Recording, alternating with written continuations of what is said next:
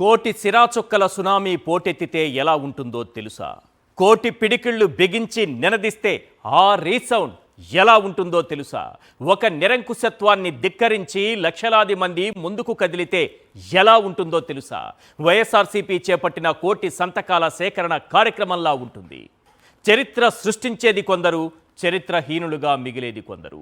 17 ప్రభుత్వ మెడికల్ కాలేజీలకు ఏకకాలంలో శ్రీకారం చుట్టి జగన్ చరిత్ర సృష్టిస్తే వాటిని ప్రైవేటుకు అమ్మాలని చూస్తున్న వారు చరిత్రహీనులు కాక మరేమవుతారు? జగన్మోహన్ రెడ్డి తన 5 ఏళ్ల పాలనలో 17 మెడికల్ కాలేజీలకు శంకుస్థాపన చేసి అందులో 6 పూర్తి చేశారు. పేదవాడికి కార్పొరేట్ వైద్యం అందాలని, పేద విద్యార్థులు వైద్య విద్యను అభ్యసించాలని కలలుగన్నారు. ప్రభుత్వ మెడికల్ కాలేజీల కోసం ఒక యజ్ఞాన్నే తలపెట్టారు. లోక కళ్యాణం కోసం మహారాజులు చేసే యజ్ఞాన్ని రాక్షసులు భగ్నం చేసినట్లుగా జగన్మోహన్ రెడ్డి తలపెట్టిన ప్రభుత్వ మెడికల్ కాలేజీల మహాయజ్ఞాన్ని చంద్రబాబు భగ్నం చేస్తున్నారు. ప్రతి మెడికల్ కాలేజీని పీపీపీ పద్ధతిలో ప్రైవేటోడికి అమ్మేస్తారట. ఎకరా 100 రూపాయలకే కట్టబెట్టేస్తారట. 2 ఏళ్ల పాటు సిబ్బంది జీతభత్యాలు కూడా ప్రభుత్వమే చెల్లిస్తుందట. ఇందులో ప్రైవేటోడు చేసేదేంటి? దోచుకోవడం తప్ప. పేదవాడి ఆరోగ్యంపై వేల కోట్ల రూపాయల వ్యాపారం చేయాలని చూస్తున్న చంద్రబాబుకు చెంపపెట్టు లాంటి సమాధానం ఇవ్వాలని జగన్ నిర్ణయించారు. ఈ నిర్ణయంపై ప్రజల అభిప్రాయాన్ని సంతకాలతో సహా సేకరించారు.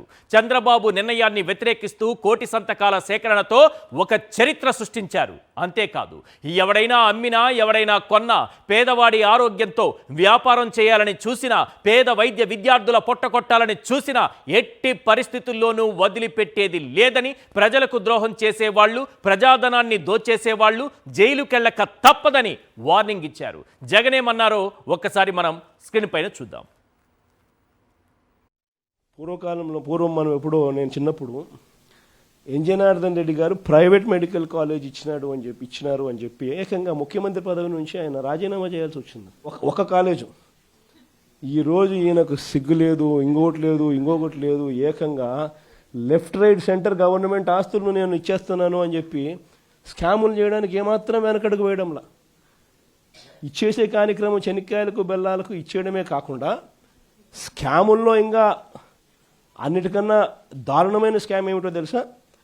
నువ్వు ప్రైవేట్ వాళ్ళకి కాలేజీలు ఇచ్చేసిన తర్వాత ఆ ప్రైవేట్ కాలేజీలు వాళ్ళు ప్రైవేట్ కాలేజీలు ఇది నడిపేటప్పుడు వాళ్ళ జీతాలు నువ్వు ఇస్తావంట. అది ఇంకా పెద్ద స్కామ్. నువ్వు ప్రైవేట్ వాళ్ళకి ఇచ్చేసిన తర్వాత ఆ private college, private teaching hospital వాళ్ళు నడిపేటప్పుడు వాళ్ళ జీతాలు గవర్నమెంట్ ఇస్తుందంట. అంటే నెలకు ఒక్కొక్క కాలేజీలో కనీసం 5 కోట్ల జీతం మినిమం. అంటే నెలకు, సంవత్సరానికి ఒక్కొక్క కాలేజీకి 60 కోట్లు. 2 ఏళ్ల పాటు కనీసం అంటే 120 కోట్లు ఒక్కొక్క కాలేజీకి ఎదురు వస్తుందన్నట. ఇది ఇంతకన్నా ఇంకా స్కామ్, ఇంతకన్నా దారుణమైన పరిస్థితి ఎక్కడైనా ఉంటుందని అడుగుతా ఉన్నా. ఎక్కడన్నా కూడా చంద్రబాబు నాయుడు వినకుండా దీనికి ముందుకు తీసుకొని పోతే మాత్రం, ఆ తర్వాత కాలేజీలు తీసుకున్నోడిని మాత్రం మనం అధికారంలోకి వచ్చిన వెంటనే 2 నెలలు తిరగక మునిపే అందరు జైళ్ళల్లో ఉంటారు. ఆ కాలేజీలు తీసుకున్న వాళ్ళు మాత్రం.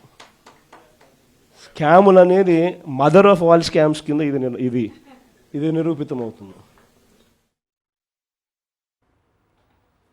మదర్ ఆఫ్ ఆల్ స్కామ్స్ ఎంత దారుణం అంటే, ఎకరా 100 రూపాయలకి ఇచ్చేస్తారట. ఆల్రెడీ మనకి పులివెందుల మెడికల్ కాలేజ్ పూర్తి అయిపోయింది. దానికి వచ్చినటువంటి మెడికల్ సీట్లను కూడా చంద్రబాబు నాయుడు గారు ఎడంకాలితో తన్ని అవతల పడేశారు. మాకు అవసరం లేదు, తీసుకెళ్ళిపోండి అని. మన విద్యార్థులకు వచ్చినటువంటి 50 సీట్లను కాలితో, ఎడమ కాలితో అలా తన్నేశారు సింపుల్గా. ఇప్పుడు దీన్ని ప్రైవేట్ వాడికి ఇస్తారు. ఎంతకిస్తున్నారంటే ఎకరా 100 రూపాయలు, అంటే 5,000 రూపాయలకి పులివెందుల మెడికల్ కాలేజీని అమ్మేస్తున్నారు. ఇదేంటయ్యా ఈ ఘోరమని గట్టిగా ప్రశ్నిస్తే, మీకు తెలిసిందంటే నేను ఇంకోటి కూడా చేస్తున్నాను. 2 ఏళ్ల పాటు ఆ మెడికల్ కాలేజీలో సిబ్బంది జీతభత్యాలు కూడా మేమే చెల్లిస్తాము అని అంటున్నారు. సిబ్బంది జీతభత్యాలు కూడా మీరే చెల్లిస్తే ఇక ప్రైవేట్ వాడు చేసేదేముంది? పేదవాడిపైన, వాడి అనారోగ్యం పైన, వాళ్ళ జబ్బులపైన వ్యాపారం చేసుకోవడమా?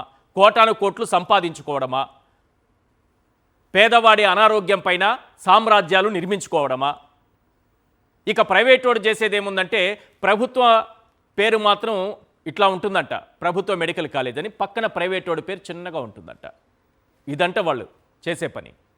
అందుకు జగన్మోహన్ రెడ్డి గారు ఒక మాట చెప్పారు సింపుల్గా, మీ హెరిటేజ్ వ్యాపారం తీసుకుందాము, ప్రభుత్వం పేరుతో పెద్ద బోర్డు పెట్టి మీ హెరిటేజ్ వ్యాపారం పేరు చిన్నది పెడితే అది ప్రభుత్వానికి అయిపోతుందా చంద్రబాబు నాయుడు గారు అని అడిగారు. దీనికి చంద్రబాబు నాయుడు గారు సమాధానం చెప్పాలి.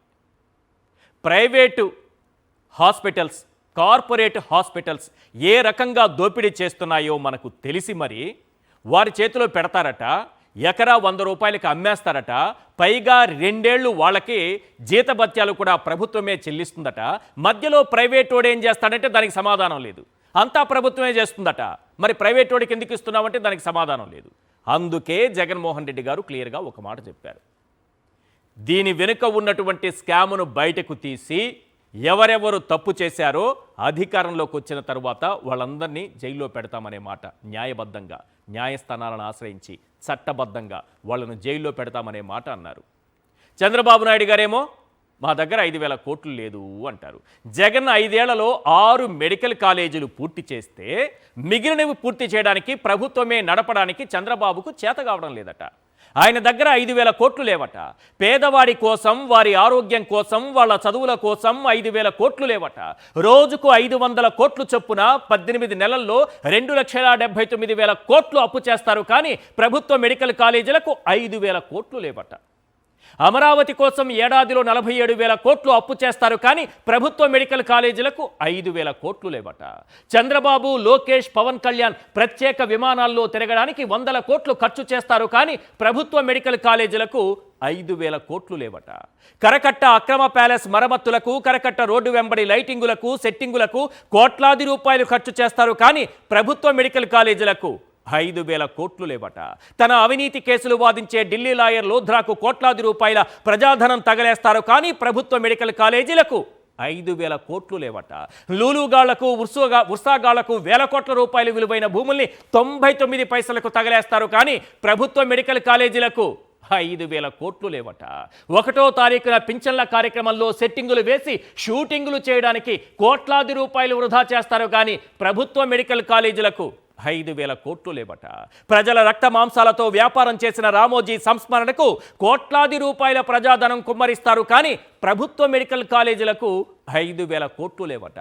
ఈ తీరును వ్యతిరేకిస్తూ, ప్రభుత్వ ఆస్తిని ప్రైవేటుకు కట్టబెట్టడాన్ని నిరసిస్తూ వైఎస్ఆర్సీపీ పిలుపునిచ్చిన కోటి సంతకాల సేకరణకు అనూహ్య స్పందన వచ్చింది. ప్రభుత్వ మెడికల్ కాలేజీలను ప్రైవేటోడికి అప్పగించడాన్ని వ్యతిరేకిస్తూ 1,04,11,136 మంది సంతకాలు చేశారు. అన్ని జిల్లాల నుండి తాడేపల్లి చేరుకున్న కోటి సంతకాల సేకరణ ప్రతుల వాహనాలను వైఎస్ జగన్ ఈ ఉదయం జెండా ఊపి ప్రారంభించారు. అనంతరం ర్యాలీగా వెళ్లి స్మృతివనంలో అంబేద్కర్ విగ్రహానికి వినతి పత్రం ఇచ్చి నివాళులర్పించారు. ఆ తరువాత ఆ ప్రతులను గవర్నర్కు అందించారు. తాడేపల్లి నుంచి లోక్ భవన్ వరకు ఈ కోటి గళాల గర్జన ఎలా సాగిందో ఒక్కసారి ఆ దృశ్యాలు చూడండి.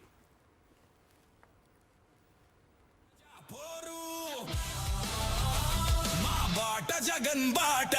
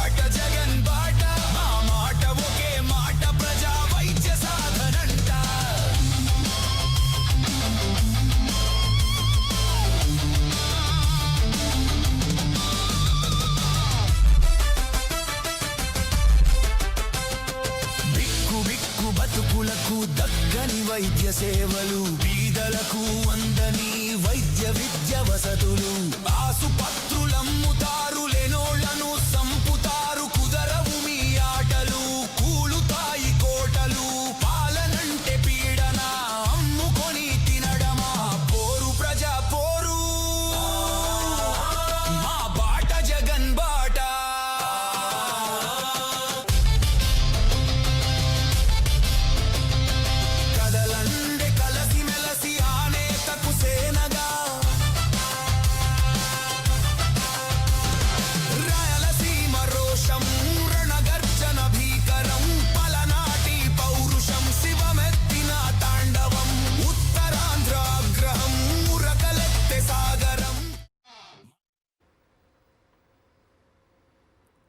కోటి సిరా చుక్కల సునామీ ఎలా ఉంటుందో ఈరోజు చంద్రబాబు నాయుడు గారు రుచి చూసి ఉంటారు. ఆ సునామీ దెబ్బ ఎలా ఉంటుందనేది. రైట్, ఇవన్నీ చూసిన తర్వాత today's big question on big screen. Chandrababu అవినీతి దాహానికి ప్రభుత్వ మెడికల్ కాలేజీలు బలవుతున్నాయా? టుడేస్ బిగ్ క్వశ్చన్, చంద్రబాబు అవినీతి దాహానికి ప్రభుత్వ మెడికల్ కాలేజీలు బలవుతున్నాయా? ఈ అంశంపైనే మనం చర్చించబోతున్నాం. చర్చలో పాల్గొంటున్నారు కారుమూరి వెంకటరెడ్డి గారు, వైఎస్ఆర్సీపీ అధికార ప్రతినిధి, ఇంద్రనీల్ గారు, సీనియర్ అనలిస్ట్. మరి కాసేపట్లో మనతో పాటు జాయిన్ అవుతారు డాక్టర్ మొండితోక జగన్మోహన్ రావు గారు, వైఎస్ఆర్సీపీ నాయకులు, మాజీ ఎమ్మెల్యే. ముందుగా వెంకటరెడ్డి గారితో మాట్లాడదాం. కంగ్రాచులేషన్ వెంకటరెడ్డి గారు. విషయం ఏంటంటే కోటి సంతకాల సేకరణని విజయవంతంగా పూర్తి చేయడంతో పాటు ఈరోజు ఆశ్చర్యకరంగా, అంటే ప్రజల మద్దతు మీకు ఏ స్థాయిలో ఉందని చెప్పడానికి ఎక్స్లో ఈరోజు ట్రెండింగ్ ఏంటంటే save medical colleges in AP hash ట్యాగ్తో ఈరోజు ట్రెండింగ్ టాప్లో ఉంది. చూసాను. సో వన్స్ అగైన్ మీకు కంగ్రాట్స్ చెప్తున్నా ఇది చూసిన తర్వాత. ఈశ్వర్ గారు, ముందుగా మీకు ప్యానల్లో ఉన్న అందరికీ, అట్లానే సాక్షి టీవీ ప్రేక్షకులందరికీ నమస్కారాలు. ముందు మీ విజయానికి కారణం ఏంటో చెప్పండి. అంటే దానికంటే ఇది కోటి కుటుంబాలు ఈరోజు ఆంధ్రప్రదేశ్ రాష్ట్రం వ్యాప్తంగా జగన్మోహన్ రెడ్డి గారు ఏదైతే పిలుపునిచ్చారో దానికి మేమంతా మద్దతు ఇస్తున్నాం. ఈ ఆంధ్రప్రదేశ్ రాష్ట్రంలో కూటమి ప్రభుత్వం తీసుకున్నటువంటి ఒక దారుణమైనటువంటి నిర్ణయాన్ని మేము వ్యతిరేకిస్తున్నామని మద్దతు తెలిపినట్టుగా మనం భావించాలి. సహజంగా ఒక కుటుంబంలో వచ్చి అందరూ వచ్చి ఫ్యామిలీ అంతా కూడా సంతకాలు పెట్టరు. సహజంగా కుటుంబంలో ఎవరో ఇంటి పెద్దగా ఉన్న వాళ్ళు సంతకం పెడతారు. ఎందుకంటే ఇదంతా మేమేదో ఇంటింటికి వెళ్ళి సేకరించినవి కాదు. ఎక్కడో అక్కడ మన ఊరు వాడల్లో అక్కడ ఏదన్నా రచ్చబండల దగ్గర ఎక్కడో మేము ఒక ప్రోగ్రామ్గా పిలుపునిస్తే అక్కడికి వచ్చి సంతకాలు పెట్టినటువంటి వాళ్ళు. దాంట్లో ఇంట్లో ఉన్నటువంటి అందరూ కూడా వచ్చి మొత్తంగా పెట్టరు. అంటే దాదాపు ఇది కోటి సంతకాలు అని అంటే కోటి కుటుంబాలు సంతకాలు సేకరణ చేసినట్టుగా మనం భావించాలి.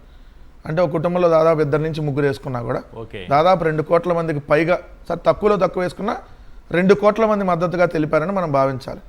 ఎందుకంటే కోటి సంతకాలు మీన్స్ కోటి కుటుంబాల సంతకాల సేకరణ. పార్టీ పరంగా కూడా కొంత మీకు అనుకూలంగా ఉన్న వాళ్ళు బయట ప్రాంతాలకు వెళ్ళిపోయి ఉండొచ్చు, ఇక్కడ అట్లా మిస్ అయిన వాళ్ళు కూడా చాలా మంది ఉండే మిస్ అయిన వాళ్ళు ఉంటారు. కొంతమంది ఏంటంటే ఇప్పుడు సపోజ్ మీరు ఉంటారు, ఇంట్లో ఉన్న అందరూ కూడా పెట్టరు. రెండోది ఇప్పుడున్న సిచ్యువేషన్లో అంటే ఒక భయానక వాతావరణాన్ని క్రియేట్ చేస్తున్న సందర్భంలో ఇంత పెద్ద ప్రజా ఉద్యమాన్ని నిర్మించడం అనేది మామూలు విషయం కాదనిపిస్తుంది. అంటే ఇది కూడా విత్ ఇన్ 2 మంత్స్లో మళ్ళీ సంతకాల సేకరణ చేయడంతో పాటు వాళ్ళ ఆధార్ కార్డు, వాళ్ళ ఫోన్ నెంబరు, వాళ్ళ డీటెయిల్స్ అన్నిటి కూడా వైఎస్ఆర్ కాంగ్రెస్ పార్టీ మొత్తం దాంట్లో అప్డేట్ చేసి డిజిటలైజేషన్ కూడా చేసింది ఆల్రెడీ. సో ఎప్పుడు అక్టోబర్లో మొదలు పెట్టారు? ఎస్, అక్టోబర్లో మొదలు పెట్టాం. అక్టోబర్లో జగన్ గారు మీరు ఏదైతే నర్సీపట్నం మెడికల్ కాలేజ్ సందర్శనకి వెళ్ళారో దాన్ని నెక్స్ట్ రోజు నుంచి అనుకోవచ్చు. మనం దాదాపుగా అక్టోబర్ 10 నుంచి అనుకుందాం. అంటే 2 నెలల్లోనే సంతకాల సేకరణ అనేది కోటి 4 లక్షల సంతకాల సేకరణ చేయడం జరిగింది. ఇంకోటి ఇక్కడ మనం గమనించాల్సినటువంటి అంశం ఏంటంటే ఈ కూటమి ప్రభుత్వం మామూలుగా అధికారంలోకి రాలా, అడ్డదారిలో దొంగదారిలో 164 సీట్లతో భారీగా అధికారంలోకి వచ్చి చెప్పాలంటే. కానీ మాకు వచ్చినటువంటి ఓటింగ్ శాతం 40% సింగిల్గా, అది కూడా 11 సీట్లతోనే వచ్చాం. వచ్చిన తర్వాత ఈ 18 నెలలుగా వీళ్ళు చూస్తే వైఎస్ఆర్ కాంగ్రెస్ పార్టీ అని పేరెత్తిన, వైఎస్ఆర్ కాంగ్రెస్ పార్టీ జెండా మోసిన వాళ్ళందరినీ డైరెక్ట్గా దాడులు చేయటం, కేసులు పెట్టడం, అరెస్టులు చేయటం, లేదంటే మీకు చంపేయటం. వినుకొండలో రషీద్ దగ్గర నుంచి మనం అనేక మందిని చూసాం. అనేక మంది వైఎస్ఆర్ కాంగ్రెస్ పార్టీ ఆస్తుల ధ్వంసం, ఎవరైనా వైఎస్ఆర్ కాంగ్రెస్ పార్టీకి మద్దతు తెలుపుతామంటేనే వాళ్ళ మీద కేసులు పెడుతున్నటువంటి పరిస్థితి. అది సోషల్ నుంచి కొన్ని వందల కుటుంబాలు తరలిపోయాయి కదా. ఈరోజు కూడా హైదరాబాద్లో ఉన్నటువంటి పరిస్థితి. తర్వాత ఉపాధి లేక 12 లక్షల కుటుంబాలు ఏపీని వదిలిపోయాయి. అవును, నిన్న కేంద్ర ప్రభుత్వం ఇచ్చినటువంటి లెక్కల ప్రకారం చూస్తే 12 లక్షల కుటుంబాలంటే దాదాపు ఒక 4 వేసుకున్న కుటుంబానికి 4 వేసుకున్న మీకు దాదాపుగా మీకు 50 లక్షల దగ్గర 70 లక్షల మంది వెళ్ళిపోయింటారేమో అనిపిస్తోంది. అంటే లెక్కలు ఇవి తెలియని లెక్కలు తీసుకుంటే అలాంటి టైంలో ఎందుకంటే ఇదేం ఎలక్షన్స్కి ముందు ఒక 6 నెలల ముందో 1 ఇయర్ ముందో అయితే అది వేరే విధంగా ఉంటుంది. ఎలక్షన్స్ అయిపోయిన 1 ఇయర్ తర్వాత ఈ విధంగా ఏదైతే వైఎస్ఆర్ కాంగ్రెస్ పార్టీకి ఎంత పెద్ద ఎత్తున భారీగా జనం మద్దతు తెలుపుతూ మీరు చూస్తుంటారు, నియోజకవర్గాల్లో ర్యాలీలు పెట్టినా అలానే జనం ఏదైతే వైఎస్ఆర్ కాంగ్రెస్ పార్టీకి మద్దతు తెలుపుతా కోటి సంతకాల సేకరణకు వచ్చారు. జిల్లా కేంద్రాల్లో ఏదైతే ర్యాలీలు పెట్టినా అదే విధంగా వచ్చారు. ఈ రోజు చూస్తే మీరు ఇందాక విజువల్స్ చేశారు, తాడేపల్లి నుంచి ఏదైతే గవర్నర్ గారి బంగ్లా దాకా ఏ విధంగా జనాలు ఏదైతే పోటెత్తి వచ్చి మద్దతు తెలిపారో మీరు చూశారు. అంటే ఈ రోజు గ్రౌండ్ లెవెల్ నుంచి, అంటే గ్రామ స్థాయి నుంచి రాష్ట్ర స్థాయి దాకా ప్రతి ఒక్కళ్ళు ఈరోజు ఏదైతే ప్రభుత్వ మెడికల్ కాలేజీని ప్రైవేటీకరణ ఇవ్వటాన్ని వ్యతిరేకిస్తున్నాం. సో ఇది తప్పుడు నిర్ణయం మీరు తీసుకుంది, దీన్ని విత్డ్రా చేసుకోండి. జగన్మోహన్ రెడ్డి గారు పిలుపునిచ్చిన దానికి మేము మద్దతు తెలుపుతున్నామని చెప్పి సంతకాలు పెట్టడంతో పాటు ర్యాలీలు, అలానే మేమంతా మద్దతుగా ఉన్నామని చెప్పి బహిరంగ మద్దతు తెలుపుతారు. ఎందుకంటే ఈరోజు అందరి ఫోన్ నెంబర్లు అక్కడ ఉన్నాయి. అవును. సో అయినా ఎవరు భయపట్ల. మేము ఈ ప్రభుత్వానికి వ్యతిరేకంగా సంతకం పెట్టాం, నా పేరు ఇది, నా ఫోన్ నెంబర్ ఇది, నా ఊరు ఇది, నా నియోజకవర్గం ఇది అని చెప్పి సంతకాలు పెట్టారు. అక్కడ ఓన్లీ ఏదో పేరు ఒట్టి పేరు రాసి సంతకం కాదు, పేరు పక్కన ఫోన్ నెంబర్, ఫోన్ నెంబర్ తో పాటు ఎక్కడ ఏ ఊరు ఏ నియోజకవర్గం, ఇంత క్లారిటీగా క్లియర్గా 1,04,00,000 మంది పెట్టారంటే ఈ ప్రభుత్వ పతనానికి ఇది ఆరంభం అనేది క్లియర్గా కనపట్ల.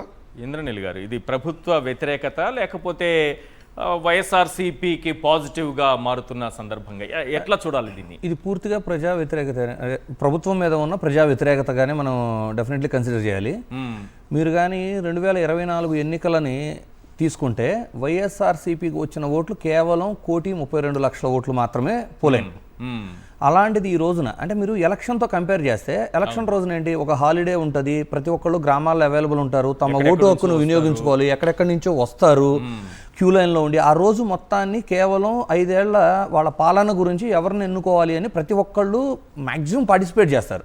సో మీకు ఆంధ్రప్రదేశ్లో కూడా పార్టిసిపేషన్ ఎంత వచ్చింది, 82% ఆఫ్ ద పీపుల్ పార్టిసిపేట్ చేస్తే అందులో వైఎస్ఆర్సీపీకి అంటే ఆల్మోస్ట్ అందరూ పార్టిసిపేట్ చేస్తే వచ్చింది కేవలం 1,32,00,000. ఈ రోజున వైఎస్ఆర్సీపీ సానుభూతి పరులు మీరు అన్నట్లు 12 లక్షల మంది వలస జీవితం మీద వెళ్ళిపోయి ఉండొచ్చు, లేదు ఉద్యోగరీత్యా వేరే రాష్ట్రాల్లో ఉండి ఉండొచ్చు, లేదు గ్రామాల్లోకి వెళ్ళినప్పుడు పరిస్థితి ఎలా ఉంటుంది అంటే పూర్తిగా టీడీపీ ఆధిపత్యం ఉన్న గ్రామాలలో వీళ్ళు సంతక సేకరణ ప్రోగ్రాం కూడా నిర్వహించలేరు, ఎందుకంటే అక్కడ అంత ఫెసిలిటీ ఉండదు. సో అలాంటి గ్రామాల్లో నిర్వహించలేకపోవడం అవచ్చు. వీళ్ళు ఆ ప్రోగ్రామ్ ఆర్గనైజ్ చేసిన రోజున ఆ గ్రామాల్లో ఉన్న వాళ్ళు పనుల రీత్యా అంటే ఈ రోజున ఎలా ఉంది అంటే పర్చేసింగ్ కెపాసిటీ తగ్గిపోయిన ప్రజల్లో ఆ రోజు పని చేసుకుంటే కానీ పూట గడవని పరిస్థితులు ఆంధ్రప్రదేశ్లో ఉన్నప్పుడు సో చాలామంది వైఎస్ఆర్సీపీ సానుభూతి పరులు ఈ ప్రోగ్రాంలో పార్టిసిపేట్ చేయలేకపోయినా కూడా 1,04,00,000 సంతకాలు సేకరించారు అంటే ముమ్మాటికి ఇది కూటమికి పడ్డ ఓట్లు కూడా 10% పైన యాజ్ ఎ సెఫాలజిస్ట్ మేము అసెస్ చేయగలం. 10% పైన ఇప్పుడు సంతక సేకరణలో వీళ్ళు కలెక్ట్ చేయగలిగారు. ఇటు టర్న్ అయినట్టు అంటే ఏంటి, కరుడు గట్టినటువంటి ఒక కోరు వైఎస్ఆర్సీపీ కాకుండా మొన్న కూటమికి ఓటేసిన వాళ్ళలో కూడా ఒక 10% ఇటువైపు కన్వర్షన్ అనేది 200% 1,04,00,000 సంతకాలు సాధ్యమవుతుంది. సో ఇది క్లియర్ గా మీరేమంటున్నారు, పతనానికి నాంది అంటున్నారు. అసలు ఇప్పటికిప్పుడు ఎలక్షన్ జరిపితే గ్యారెంటీగా వైఎస్ఆర్సీపీ అధికారంలోకి వచ్చేస్తుంది అని చెప్పడానికి ఇది ఒక క్లియర్ సిమ్టమ్ అనమాట. ఏదో ఒక సర్వే చూసాము, మళ్ళీ నిన్న కూడా ఒక సర్వే ఒకటి చూశాను. అంటే మీరు చూడండి, చాలా మందికి అర్థం కాంది ఇది వైఎస్ఆర్సీపీ యొక్క స్ట్రాటజికల్ ప్లాన్ లో భాగమనాలి. ఇప్పుడు ఈ 1,00,000 సంతకాల సేకరణ వీళ్ళు ఏ స్థాయిలో చేశారంటే వార్డులు బూత్ లెవెల్లో కూడా ఏ బూత్ లో ఏ voter ID Aadhaar card phone number తో సహా కలెక్ట్ చేసుకున్నారు. సో వీళ్ళకి అంటే ఇప్పుడు వచ్చిన ఓట్ల ప్రకారం ఏ నియోజకవర్గాల్లో ఆల్రెడీ 50% ఓటింగ్ మద్దతు ఉందనేది కూడా ఈ పార్టీకి తెలుసు. అంటే ఏ స్థానాలు ఆల్రెడీ గెలిచేసాం, ఎక్కడెక్కడ ఇంప్రూవ్ చేసుకోవాలి, ఎక్కడ మనకు ఆల్రెడీ వేరే పార్టీ నుంచి మనకు మద్దతు పెరిగింది, ఇవి కూడా చాలా క్లియర్గా వాళ్ళకి డేటా ఉంది ఇప్పుడు. సో వైఎస్ఆర్సీపీ పాజిటివ్ అయితే ఇటు కూటమి ఇది ఒక పెద్ద ఛాలెంజ్ కదా. ఒక్కసారిగా ఈ సంతకాలు అనేది ఫోన్ నెంబర్లతో బూత్ వైజ్ మీరు అంటున్నట్టుగా నియోజకవర్గం వైజ్ ఇవి చూస్తే వాళ్ళకి పెద్ద ఛాలెంజింగ్ గా మారుతుంది కదా. ఇది ఆ డిఫెన్స్లోకి వెళ్ళిపోయే వాళ్ళు రకరకాలుగా ఇవన్నీ ఫేక్ అనే మాటలు మాట్లాడుతున్నారు కానివ్వండి. ఇది స్వచ్ఛందంగా ప్రజలు బేసిక్గా ఏమవుతుంది, విద్యా వైద్యం అనేది ప్రాథమిక హక్కులుగా అందరికీ అందించాలి, అది ప్రభుత్వ పాలనలో భాగం అవ్వాలి. అవి ఎప్పుడైతే దూరం అవుతున్నాయో ప్రజలు స్వచ్ఛందంగా వచ్చారు. ఇంకొకటి మీరు నోటీస్ చేస్తే గత 3 ఎలక్షన్లు సార్వత్రిక ఎన్నికలు 3 సార్లు తీసుకున్నా కూడా వైఎస్ఆర్సీపీ పార్టీ పెట్టిన తర్వాత అర్బన్ ప్రాంతాల్లో వైఎస్ఆర్సీపీకి కొంత మద్దతు తక్కువగా ఉంది. అంటే మీరు వైజాగ్ సిటీ తీసుకున్నా, రాజమండ్రి తీసుకున్నా, విజయవాడ సిటీ తీసుకున్నా, గుంటూరు 2 తీసుకున్నా, నెల్లూరు సిటీ తీసుకున్నా, తిరుపతి తీసుకున్నా, అర్బన్ దగ్గర వీళ్ళకి కొంచెం గెలుపు అవకాశాలు తక్కువగానే కనబడ్డాయి గత 3 ఎలక్షన్లో. కానీ విద్యా వైద్యం విషయంకి వచ్చేసరికి ఈ స్పందన అత్యధికంగా అర్బన్ ఓటర్స్లోనే ఈ కన్వర్షన్ ఎక్కువగా కనబడింది. సో అర్బన్లో ఈ సంతక సేకరణ భారీ స్థాయిలో జరిగిందనమాట. మీరు కావాలంటే మీరు డేటా చెక్ చేయించుకున్న తర్వాత అర్బన్లో భారీ స్థాయిలో అంటే రూరల్లో 60,000 ఓట్లు వచ్చిన కాడ అర్బన్ కాన్స్టిట్యున్సీలో 70,000 80,000 సంతకాల సేకరణ కూడా జరిగింది. సో ఈ సింటమ్స్ అన్ని చూస్తుంటే ఎలా ఉంది అంటే ఇది కేవలం వైఎస్ఆర్సీపీకి మద్దతుగా సైన్ చేసినట్లు లేదు. ఇది ప్రభుత్వాన్ని దించే వరకు మేము ఇంతే కసిగా పనిచేస్తాము అనేది ప్రజల తీవ్రత కూడా కనబడుతుంది. కనిపిస్తుంది. నిన్న చంద్రబాబు నాయుడు గారు ఏదో మన పాలన పైన ప్రజలు అసంతృప్తితో ఉన్నారు, మనమేదో బాగా చేసేస్తున్నామని మనం అనుకుంటున్నాము, కలెక్టర్లు మీరు బాగా పనిచేస్తున్నారని మీరు అనుకుంటున్నారు, కానీ ప్రజల స్పందన చూస్తే వాళ్ళలో ఏమాత్రం సంతృప్తికరంగా లేరు అని ఏ ఉద్దేశంతో అన్నట్టు ఇవన్నీ చూసిన తర్వాతేనా ఆయన కూడా ఒక రియలైజేషన్ మొదలైందా ఏంటి, లేకపోతే సింపుల్గా అధికారుల పైకి తోసేద్దాం అనుకుంటున్నారా? ఇవాళ దానికి జగన్మోహన్ రెడ్డి గారు ఇచ్చారు దానికి కరెక్ట్గా. నీ చేతకాంతనాన్ని కలెక్టర్ల మీద దొరకడానికి ముందు నీ పరిపాలన అంటే ఫెయిల్యూర్ అనేది వాళ్ళకి అర్థమవుతుందా? వాళ్ళు మొన్న ఒక సర్వే కూడా నిర్వహించి సర్వేలో ఇచ్చారు. సర్వేలో ఇస్తే గంజాయి పెరిగిందని 79% అని చెప్పారు, రోడ్లు బాగాలేదని చెప్పారు ఎంతమంది, లేదంటే అసలు అవినీతి పెరిగిపోయిందని చెప్పారు. మొత్తం లిస్ట్ ఇచ్చారు. ఈ ప్రభుత్వంలో నచ్చనవి అని ఒక లిస్ట్ ఇచ్చారు. ఆ లిస్ట్ లో రోడ్ల గురించి, అదేవిధంగా మీరు అన్నట్టుగా అవినీతి గురించి, ఏదైతే ధరల పెరుగుదల గురించి, ఈ ప్రభుత్వంలో అవినీతి బాగా పెరిగిపోయిందని చెప్పి, సో ప్రభుత్వం ఎమ్మెల్యేలు పనితీరు బాగాలేదని మొత్తం లిస్ట్ ఇచ్చారు. అంటే వాళ్ళ సర్వే చేసుకుంటేనే వాళ్ళే ఫెయిల్యూర్ అనే చెప్పారు. ఆ ఫెయిల్యూర్ ఎవరు? చంద్రబాబు నాయుడు గారే చెప్పారు కదా అనేక సందర్భాల్లో, మీరు ఎమ్మెల్యేలు వెళ్ళటం లేదు జనాల దగ్గరికి, ఎమ్మెల్యేల మీద వ్యతిరేకత ఉన్నది. ఒక్క ఎమ్మెల్యేల మీద కాదు, డైరెక్ట్ గా పైన ఉన్నటువంటి చంద్రబాబు నాయుడు గారి మీదే పూర్తి వ్యతిరేకత ఉందని చెప్పి చెప్పకనే ఆయన చెప్పి దాన్ని కలెక్టర్ల మీద నెట్టేటటువంటి ప్రయత్నం చేస్తున్నాడు. చంద్రబాబు నాయుడు గారు ఎప్పుడో తెలివిగా స్ట్రాటజీ ఉపయోగిస్తూ ఉంటాడు. ఏమని? తన చేతకాంతనాన్ని పక్కనాల మీదకి నడతాడు, తన అసమర్థతను పక్కనాల మీదకి దోసేస్తాడు. అది అధికారుల మీదకో ఎమ్మెల్యేల మీదకో తోసేసారు, కానీ వాస్తవాన్ని ఒప్పుకున్నట్టేనా? వాస్తవాన్ని ఒప్పుకున్నట్టే కదా అన్ని. ఇప్పుడు దాంట్లో మన మూడ్ ఆఫ్ ద ఏపీ కలెక్టర్లు కానీ లేకపోతే ఇటు పోలీసు అది వాళ్ళ స్థానం అయితే, పోలీసులది అయితే ఆ డిపార్ట్మెంట్ స్థానం 36వ స్థానానికి పడిపోయింది. ఇప్పుడు కలెక్టర్ పైకి దోసేస్తున్నారు. పరిపాలన చేస్తున్నది ఎవరు? సరే ఇప్పుడు మీరు కలెక్టర్ వాళ్ళకి దిశానిర్దేశం చేస్తున్నది ఎవరు? అన్ని నేనే చెప్తాను. దీంట్లో కలెక్టర్లు తప్పే ఉండదు. మీరేమన్నారు? మీరు ప్రజా పరిపాలన చేయమని కలెక్టర్కి ఆదేశించట్లేదు, పొలిటికల్ గవర్నెన్స్ చేయమని ఆర్డర్ చేశారు. పొలిటికల్ గవర్నెన్స్ చేయమని ఆర్డర్ చేస్తే ఏంటి? రాజకీయ పార్టీగా తెలుగుదేశం వాళ్ళకే మీరు పనిచేయండి అని ఆదేశాలు ఇస్తున్నారు. కలెక్టర్ అప్పుడు నిజాయితీగా ఎలా పనిచేయగలుగుతాడు? మీరు డైరెక్ట్ గా ఉన్నారు, పసుపు బిల్ల తీసుకెళ్తే వాడికే పనిచేయండి. వైఎస్ఆర్ కాంగ్రెస్ పార్టీ అంటే ప్రత్యక్షంగా కానీ పరోక్షంగా కానీ వైఎస్ఆర్ కాంగ్రెస్ పార్టీ వాళ్ళకి అసలు మీరు మద్దతు తెలపద్దు, వాళ్ళకి మీరు ఏ పని చేయొద్దని చెప్పి డైరెక్ట్ గా వాళ్ళ మంత్రులు వాళ్ళ ముఖ్యమంత్రి ఆదేశిస్తున్నారు. ఇచ్చినప్పుడు ఇంకా మీకు పొలిటికల్ గవర్నెన్స్ కదా ఇక్కడ నడిచేది. అంటే మరి ఇంకా పరిపాలన ఏముంటది? రాజకీయ పార్టీ పరిపాలనగా ఉంటుంది తప్ప ఏదైతే ఒక ప్రభుత్వ పరిపాలనగా ఉండదు కదా. అక్కడ ఫెయిల్యూర్ అనేది క్లియర్ గా అక్కడ అర్థం అవుతా ఉంది. రైట్. ప్రభుత్వ మెడికల్ కాలేజీలు ప్రభుత్వ హయాంలోనే జగన్మోహన్ రెడ్డి గారు తీసుకొచ్చినటువంటి కాలేజీలు ప్రభుత్వమే ఎందుకు నిర్వహించాలి అనే అంశం పైన మనం మాట్లాడదాము. ఒక బ్రేక్ వెళ్లే ముందు ఒక్కసారి జగన్మోహన్ రెడ్డి గారు మొత్తం ఎన్ని కాలేజీలు తీసుకొచ్చారు, ఎన్ని పూర్తి చేశారు, ఎన్ని పూర్తయ్యే దశలో ఉన్నాయి, చంద్రబాబు నాయుడు గారు వాటిపైన ఎలాంటి కుట్ర చేస్తున్నారు ఒకసారి స్క్రీన్ పైన చూద్దాం. మొత్తం మెడికల్ కాలేజీలు ఎన్ని, అందులో పూర్తయినవి ఎన్ని అన్నది ఒకసారి స్క్రీన్ పైన చూద్దాం. 2019-24 మధ్య వైఎస్ జగన్ ఏర్పాటు చేసినటువంటి అంటే 17 మెడికల్ కాలేజీలకు ఆయన శ్రీకారం చుట్టారు ఒకేసారి. ఇది ఒక చరిత్ర, రాష్ట్ర చరిత్రే కాదు దేశంలో కూడా 17 మెడికల్ కాలేజీలకు ఏకకాలంలో శ్రీకారం చుట్టి ఒక చరిత్ర సృష్టించారు. రాష్ట్రంలో ఉన్న మెడికల్ కాలేజీలు 11-12 ఉంటే ఒకేసారి 17 మెడికల్ కాలేజీలు ఇన్నేళ్ల చరిత్రలో ఉన్నవి అవైతే ఒకేసారి 17 మెడికల్ కాలేజీలకు జగన్మోహన్ రెడ్డి గారు శ్రీకారం చుట్టి కేవలం 3 సంవత్సరాలలో 6 మెడికల్ కాలేజీలను పూర్తి చేశారు. క్లాసులు ప్రారంభమైన కాలేజీలు 6, సిద్ధంగా ఉన్న కాలేజీలు 5. ఒక్కసారి స్క్రీన్ పైన చూడండి, మనకు గ్రీన్ కలర్లో కనిపిస్తున్నాయి కదా, అవి ఇక్కడ పూర్తయినటువంటి కాలేజీలు, క్లాసులు కూడా ప్రారంభమైనటువంటివి. ఏవి? పాడేరు, విజయనగరం, రాజమండ్రి, ఏలూరు, మచిలీపట్నం, అలాగే నంద్యాల. ఇవి 6 కూడా ప్రారంభమయ్యాయి. అలాగే క్లాసులు ప్రారంభానికి సిద్ధంగా ఆల్మోస్ట్ కన్స్ట్రక్షన్ అంతా పూర్తి చేసుకుని ఇన్ఫ్రా అంతా రెడీ చేసుకుని ఇక సీట్ల కేటాయింపు దగ్గర ఉన్నటువంటి కాలేజీలు ఎన్నున్నాయంటే 5 కనిపిస్తున్నాయి. పిడుగురాళ్ల, ఆదోని, పులివెందుల, మదనపల్లె, మార్కాపురం.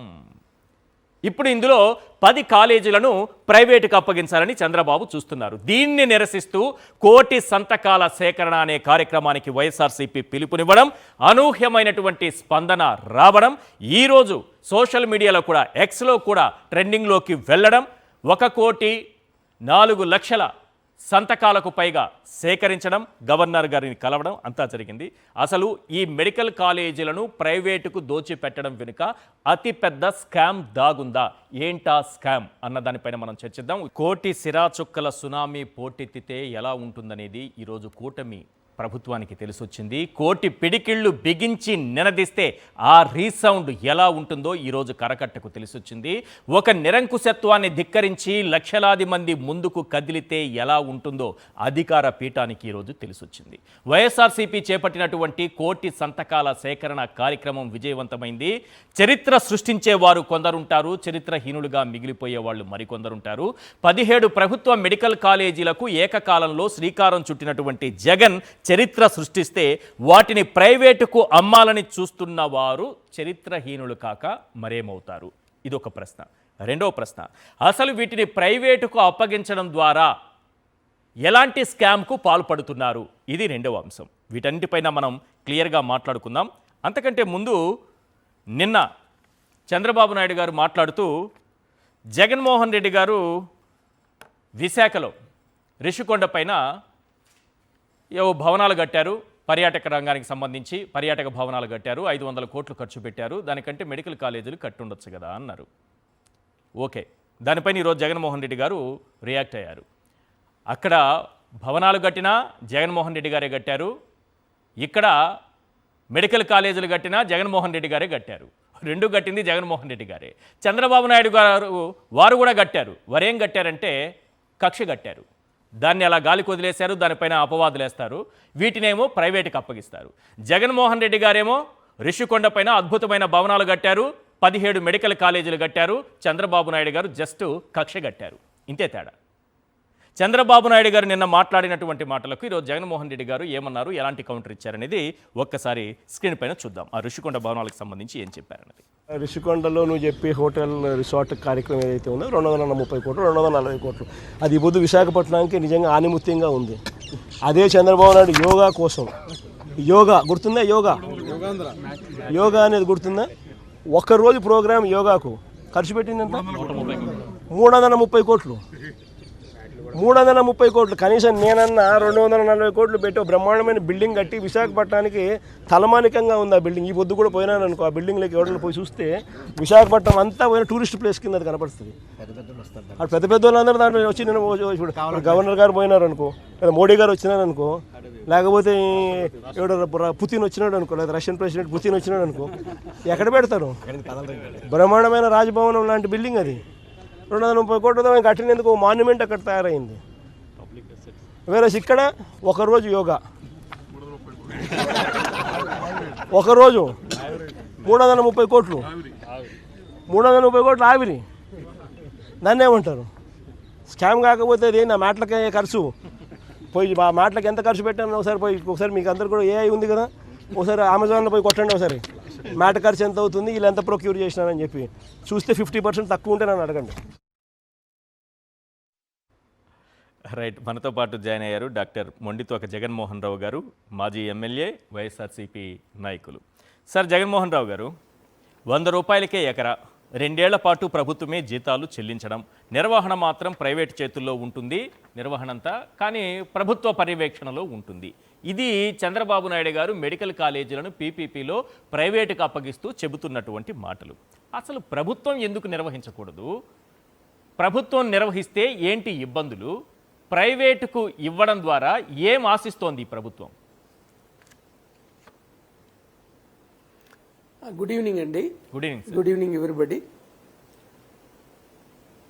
ఈ చంద్రబాబు నాయుడు గారిని కనుక మీరు ఒకసారి పరిశీలిస్తే ఆయనకి పీ మీద ఉన్నటువంటి ప్రేమ అపారమైన ప్రేమ, వ్యామోహం. ఆయన మీరు గమనిస్తున్నారు కదా, ప్రజలకు సంబంధించిన అభివృద్ధి సంక్షేమానికి కూడా ఆయన 4 పీలు అని చెప్తారు. అవును. ప్రైవేట్ మెడికల్ కాలేజీలు కూడా 3 పీలు చెప్తారు. అవును. ఇప్పుడు ఈ పీని మిగతా వ్యవస్థల్లో కూడా ఇంట్రడ్యూస్ చేయబోతున్నారు. ఇది ఆయనకి పీల మీద ఉన్నటువంటి వ్యామోహం, అది ముదిరిపోయింది బాగా. అందులో భాగంగానే ఇప్పుడు ఇన్ జనరల్గా ఒక మెడికల్ కళాశాల స్టార్ట్ చేయాలంటే ముందు హాస్పిటల్ ఎస్టాబ్లిష్ చేయాలి. ఎస్టాబ్లిష్ అయిన తర్వాత అన్ని డిపార్ట్మెంట్లు ఎస్టాబ్లిష్ అవ్వాలి. అన్ని అయిన తర్వాత పేషెంట్ ఇన్పుట్ ఉండాలి, అడ్మిషన్స్ ఉండాలి, వైద్య విద్యను అభ్యసించడానికి కావలసిన పేషెంట్ ఇన్పుట్ గాక అన్నీ ఉండాలి. ఓకే. జగన్మోహన్ రెడ్డి గారు ఎంత ఈజీగా చేయగలిగారంటే ఇది ఈ జిల్లా హెడ్ క్వార్టర్స్లో అప్పటికే ఎస్టాబ్లిష్ అయినటువంటి హాస్పిటల్స్ని అభివృద్ధి చేసి వాటికి అనుసంధానిస్తూ మెడికల్ కాలేజీలను కట్టడం వల్లనే వెంటనే పర్మిషన్స్ వచ్చినాయి. అదే ఒక ప్రైవేటు సంస్థ ఒక ప్రైవేట్ మెడికల్ కాలేజీ పెట్టాలంటే ముందు హాస్పిటల్ కట్టాలి, హాస్పిటల్ని ఎస్టాబ్లిష్ చేయాలి, పేషెంట్లు తీర్చుకోవడానికి నానా ఇబ్బందులు పడాలి. ఎందుకంటే వాళ్ళు ఉచిత వైద్యం చేయరు. టెస్టులకి డబ్బులు ఉంటాయి, మందులకు డబ్బులు ఉంటాయి, వైద్యానికి కూడా డబ్బులు ఉంటాయి. బయట హాస్పిటల్స్ కన్నా తక్కువ కావచ్చేమో కానీ ఉచితం కాదు. ఓకే. మరి గవర్నమెంట్ హాస్పిటల్స్ ఉన్నప్పుడు ఈ డబ్బులు పెట్టుకుని ఈ ప్రైవేట్ మెడికల్ కాలేజ్ హాస్పిటల్స్కి ఎవరు వెళ్ళరు. కాస్త డబ్బులు ఉన్న వాళ్ళు ప్రైవేట్ హాస్పిటల్స్కి వెళ్తారు, డబ్బులు లేనివాడు గవర్నమెంట్ హాస్పిటల్కి వెళ్తాడు.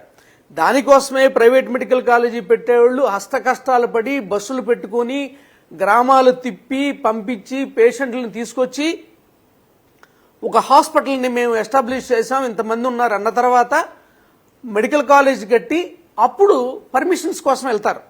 ఓకే. కానీ ప్రభుత్వం ఏం చేసింది, ఉన్న హాస్పిటల్స్ని డిస్ట్రిక్ట్ లెవెల్లో ఉన్న 100 బెడ్ హాస్పిటల్స్ని మెడికల్ కాలేజీలకు అనుగుణంగా అన్ని బ్రాంచ్ల్ని డెవలప్ చేసి బెడ్స్ని పెంచి కాలేజీలు కట్టి ఇప్పుడు పర్మిషన్లు అడుగుతుంది.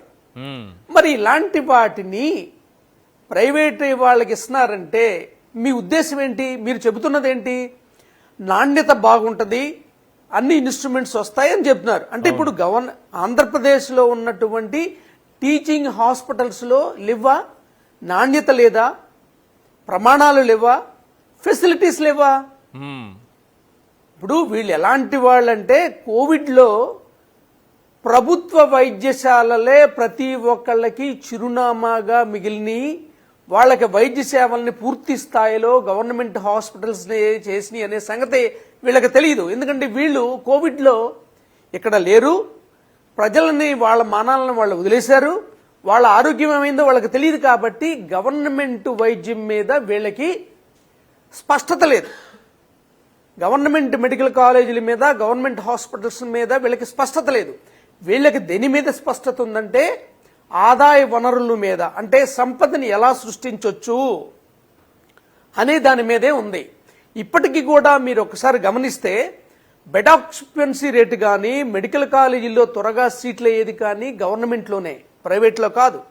ఇప్పుడున్న ప్రైవేటు మెడికల్ కాలేజీకి సంబంధించిన హాస్పిటల్స్ కూడా చూడండి, వాటి ఆక్యుపెన్సీ రేట్ ఎంత ఉంది. గవర్నమెంట్ మెడికల్ కాలేజీలకు సంబంధించిన హాస్పిటల్స్లో ఆక్యుపెన్సీ రేట్ ఎలా ఉంది. ఇది ఎందుకు మీకు చెప్పానంటే ఇది మనం డబ్బులు ఖర్చు పెట్టలేము, మనకు డబ్బులు లేవు, వయబిలిటీ లేదని మాట్లాడుతున్నారు. మరి ప్రజల వైద్యానికి వయబిలిటీ ఏంటి? వాళ్ళ వైద్యం మన బాధ్యత కాదా? మరి గవర్నమెంట్ మెడికల్ కాలేజీల్లో సంబంధించిన హాస్పిటల్స్లో ఇంతమంది పేషెంట్లు వస్తున్నారు కదా, ప్రైవేట్ మెడికల్ కాలేజీల్లో కూడా ఇంతమంది పేషెంట్లు వస్తున్నారా ఎక్కడన్నా? లేదు. ఎందుకు చేస్తున్నారు ఇది? ఎందుకు చేస్తున్నారంటే గవర్నమెంట్ అనే పేరు వస్తే ఆటోమేటిక్గా పేషెంట్లు రావడం పెరుగుద్ది, అన్నీ పెరుగుద్ది, తద్వారా వాళ్ళకి ఏమొస్తుంది? ఆదాయం వస్తుంది. అంటే నిర్వహించేది ప్రైవేట్ అయినా, నిర్వహించేది ప్రైవేట్ అయినా పర్యవేక్షణ మాత్రం ప్రభుత్వానిదే అంటున్నారు కదా చంద్రబాబు నాయుడు గారు. మొత్తం మేమే చూసుకుంటాం. నేను మీకు చెబుతుంది అదే. పైగా చూడండి, గవర్నమెంట్ లో పనిచేసేటువంటి స్టాఫ్ కి జీతాలు మనం ఇస్తావట, పర్యవేక్షణ వాళ్ళదట. దీని అర్థం ఏంటి? దీని అర్థం ఇది సంపాదన కాకపోతే ఏంటిది? అసలు ప్రజలకి మీరు మేలు చేస్తున్నారా? వైద్యం అనేది మీ బాధ్యత కాదా? వైద్య విద్య మీ బాధ్యత కాదా? ప్రజలకి వైద్యం చేయాల్సిన బాధ్యత మీకు లేదా? పక్క రాష్ట్రంలో 9,000 సీట్లు ఉన్నాయి కదా, మన రాష్ట్రంలో 5,000 లోపు ఉన్నాయి కదా. గవర్నమెంట్ ఎందుకు నిర్వహించలేదు? ప్రజలకు ఎందుకు నాణ్యతతో కూడినటువంటి స్పెషాలిటీ వైద్యం ఈ కాలేజీల ద్వారా ఎందుకు ఇవ్వలేదు? నాణ్యమైనటువంటి వైద్య విద్యని సామాన్యుడికి ఎందుకు ఇవ్వదు? ఎందుకు ఇవ్వదంటే మన ప్రైవేట్ మెడికల్ కాలేజీలకి హెల్ప్ చేయడానికేనే అనిపిస్తుంది నాకు. ఇప్పుడు ప్రైవేట్ మెడికల్ కాలేజీలు పబ్లిక్ ప్రైవేట్ మిక్స్ లో ఉన్నవి ఎక్కువ ఉన్నాయనుకోండి, ఏం చేస్తారు? చచ్చినట్టు ఇంట్లో జాయిన్ అవ్వాలా? అదే గవర్నమెంట్ అయితే గవర్నమెంట్ లోనే జాయిన్ అవుతారు. అంటే పరోక్షంగా ఆయన సంపాదన సృష్టి కాదు, ప్రైవేట్ మెడికల్ కళాశాలలకు కూడా ఆయన హెల్ప్ చేస్తున్నాడు. ఆయన పరోక్షంగా ప్రైవేట్ మెడికల్ కళాశాలలో కూడా హెల్ప్ చేస్తున్నాడు. Okay. సంపాదన సృష్టి స్కామే కాదు, ఇండైరెక్ట్ గా ప్రైవేట్ మెడికల్ కాలేజీలు కూడా హెల్ప్ చేస్తున్నాడు. ఇదే గవర్నమెంట్ కాలేజీలు అయితే ఖచ్చితంగా అందరూ ఇందులోనే జాయిన్ అవుతారు ప్రభుత్వమే కదా. జీతాలు ఇచ్చి 100 రూపాయలకే ఎకరా ఇచ్చి మీరు అక్కడ ఫీజులు ఎంత పెట్టుకుంటారో, పేషెంట్ వస్తే ఎంత కలెక్ట్ చేస్తారో, ఏం చేస్తారో మీరు చేసుకోండి అని వదిలేసి అక్కడ మళ్ళీ ఫార్మసీలు పెట్టుకోవడానికి, పార్కింగ్లు పెట్టుకోవడానికి, ఇంకా వ్యాపారాలు వృద్ధి చేసుకోవడానికి మిగిలిన స్థలంలో అన్ని అవకాశాలు ప్రైవేట్కి కల్పించి ప్రభుత్వం ఏం చేస్తున్నట్టు అన్ని వాళ్ళకిచ్చి ప్రభుత్వం ఎందుకు దూరంగా ఉండాలి? వాళ్ళు చెప్పుతున్న విచిత్రమైన సమాధానాలు ఏంటంటే వాళ్ళ చేతిలో బాగా డెవలప్ అవుతాయి అంటే ఏంటి? గవర్నమెంట్ కాలేజీలు డెవలప్ అవ్వట్లేదా? ఇప్పటి వరకు డెవలప్ కాలేదా? ప్రైవేట్ వాళ్ళు చేస్తేనే గవర్నమెంట్ మెడికల్ కాలేజీలు డెవలప్ అవుతాయా? ఎస్, నాణ్యత బాగుంటుందా? అయితే గవర్నమెంట్ కాలేజీల్లో హాస్పిటల్స్ లో నాణ్యత లేదా? ప్రమాణాలు లేవా? చాలా విచిత్రమైన మాటలు చెప్తారు. ఎవరికి అర్థం కానివి కొత్త కోణాల్లో చెప్తారు. చిన్న పేర్లు పెడతాం, ఏంటి ఇదంతా? అంటే ఏది మీరు ఏ పేరు పెట్టినా గవర్నమెంట్ మెడికల్ కాలేజీకి, గవర్నమెంట్ హాస్పిటల్ కి దీటుగా మీరు చేయగలరా? పేరు చిన్నగా ఉంటుందంట కదా ప్రైవేట్ వాళ్ళ పేరు. ఏం లేదండి, సంపద సృష్టి సరిగ్గా కనిపించకుండా చిన్నదిగా పెడతారంట కదా ఇప్పటికే ప్రైవేట్ పేరు. దానివల్ల ఉపయోగం ఏంటి, నష్టం పెడతారట. ఏంటి? అర్థం కాని విషయం అది. అసలు అలాంటప్పుడు ఇప్పుడు ఇన్ని గవర్నమెంట్ కాలేజీలని, 5 మెడికల్ కాలేజీలని ఎగ్జాంపుల్ గా జగన్మోహన్ రెడ్డి గారు రన్ చేశారు. Okay. మీరు చేయడానికి ఏంటి ఇబ్బంది? మీ అసమర్థత, ఎస్, లేకపోతే మీ చేతగానితనమా, రైట్. లేకపోతే సంపద సృష్టి మీద మీకున్నటువంటి వెర్రి వ్యామోహమా, లేకపోతే పీలి మీద ఉన్నటువంటి వెర్రి వ్యామోహమా? ఏంటిది? రైట్. ఒకసారి జీవో దీనికి సరైన సమాధానం సూటిగా చెప్పాలి మీరు. ఎస్ సార్, జీవో ఇచ్చినప్పుడు అందులో ఈ 100 రూపాయలకు సంబంధించి ఎకరా 100 రూపాయలు అంటూ దాదాపు 50 ఎకరాల్లో కొన్ని, 100 ఎకరాల్లో కొన్ని, 90 ఎకరాల్లో కొన్ని నిర్మించడం జరిగింది జగన్మోహన్ రెడ్డి గారు. అంటే ఒక ముఖ్యమంత్రిగా, ఒక దార్శనికుడిగా, ఒక విజన్ ఉన్న నాయకుడిగా ఆయన ఇలాంటివన్నీ చేసుకొస్తే మనం ఏం చేస్తున్నాం అంటే పప్పు బెల్లాల్లాగా దీన్ని ప్రైవేట్ వాడి చేతిలో పెట్టేస్తున్నాం. ఒకసారి జీవో కాపీ చూపించండి. దాని తర్వాత ఒక్కొక్క మెడికల్ కాలేజీని ఒక 4ని మొదటి దశలో ఇస్తున్నారు కదా, వాటిని ఎంత కమ్మేస్తున్నారని ప్రజలకు కూడా అర్థమవుతుంది. ఒకసారి జీవో కాపీ స్క్రీన్ పైన ప్లే చేయండి. ఎస్, అక్కడ చూస్తున్నారు కదా, provide land on nominal lease premium ₹100 per acre per year with development rights. అది ఒక ఎకరా కేవలం సంవత్సరానికి 100 రూపాయలు కట్టబెట్టేస్తున్నారు. ఈ లెక్కన మొదటి దశలో 4 ప్రభుత్వ మెడికల్ కాలేజీలను ప్రైవేట్ వాళ్ళకి ఇచ్చేస్తున్నారంటే ఎంతకి ఇస్తున్నారనేది చూద్దాం. మళ్ళీ ఇది చాలా తక్కువ రేటుకు వస్తుంది, మేము కూడా కొనేస్తాం, మాకు కూడా ఇచ్చేస్తారు అనుకుంటున్నాను. కండిషన్ సప్లై, స్టార్ గుర్తుండి కండిషన్ సప్లై పెడతారు చాలా చోట్ల, ఆఫర్లు ఉన్న చోట.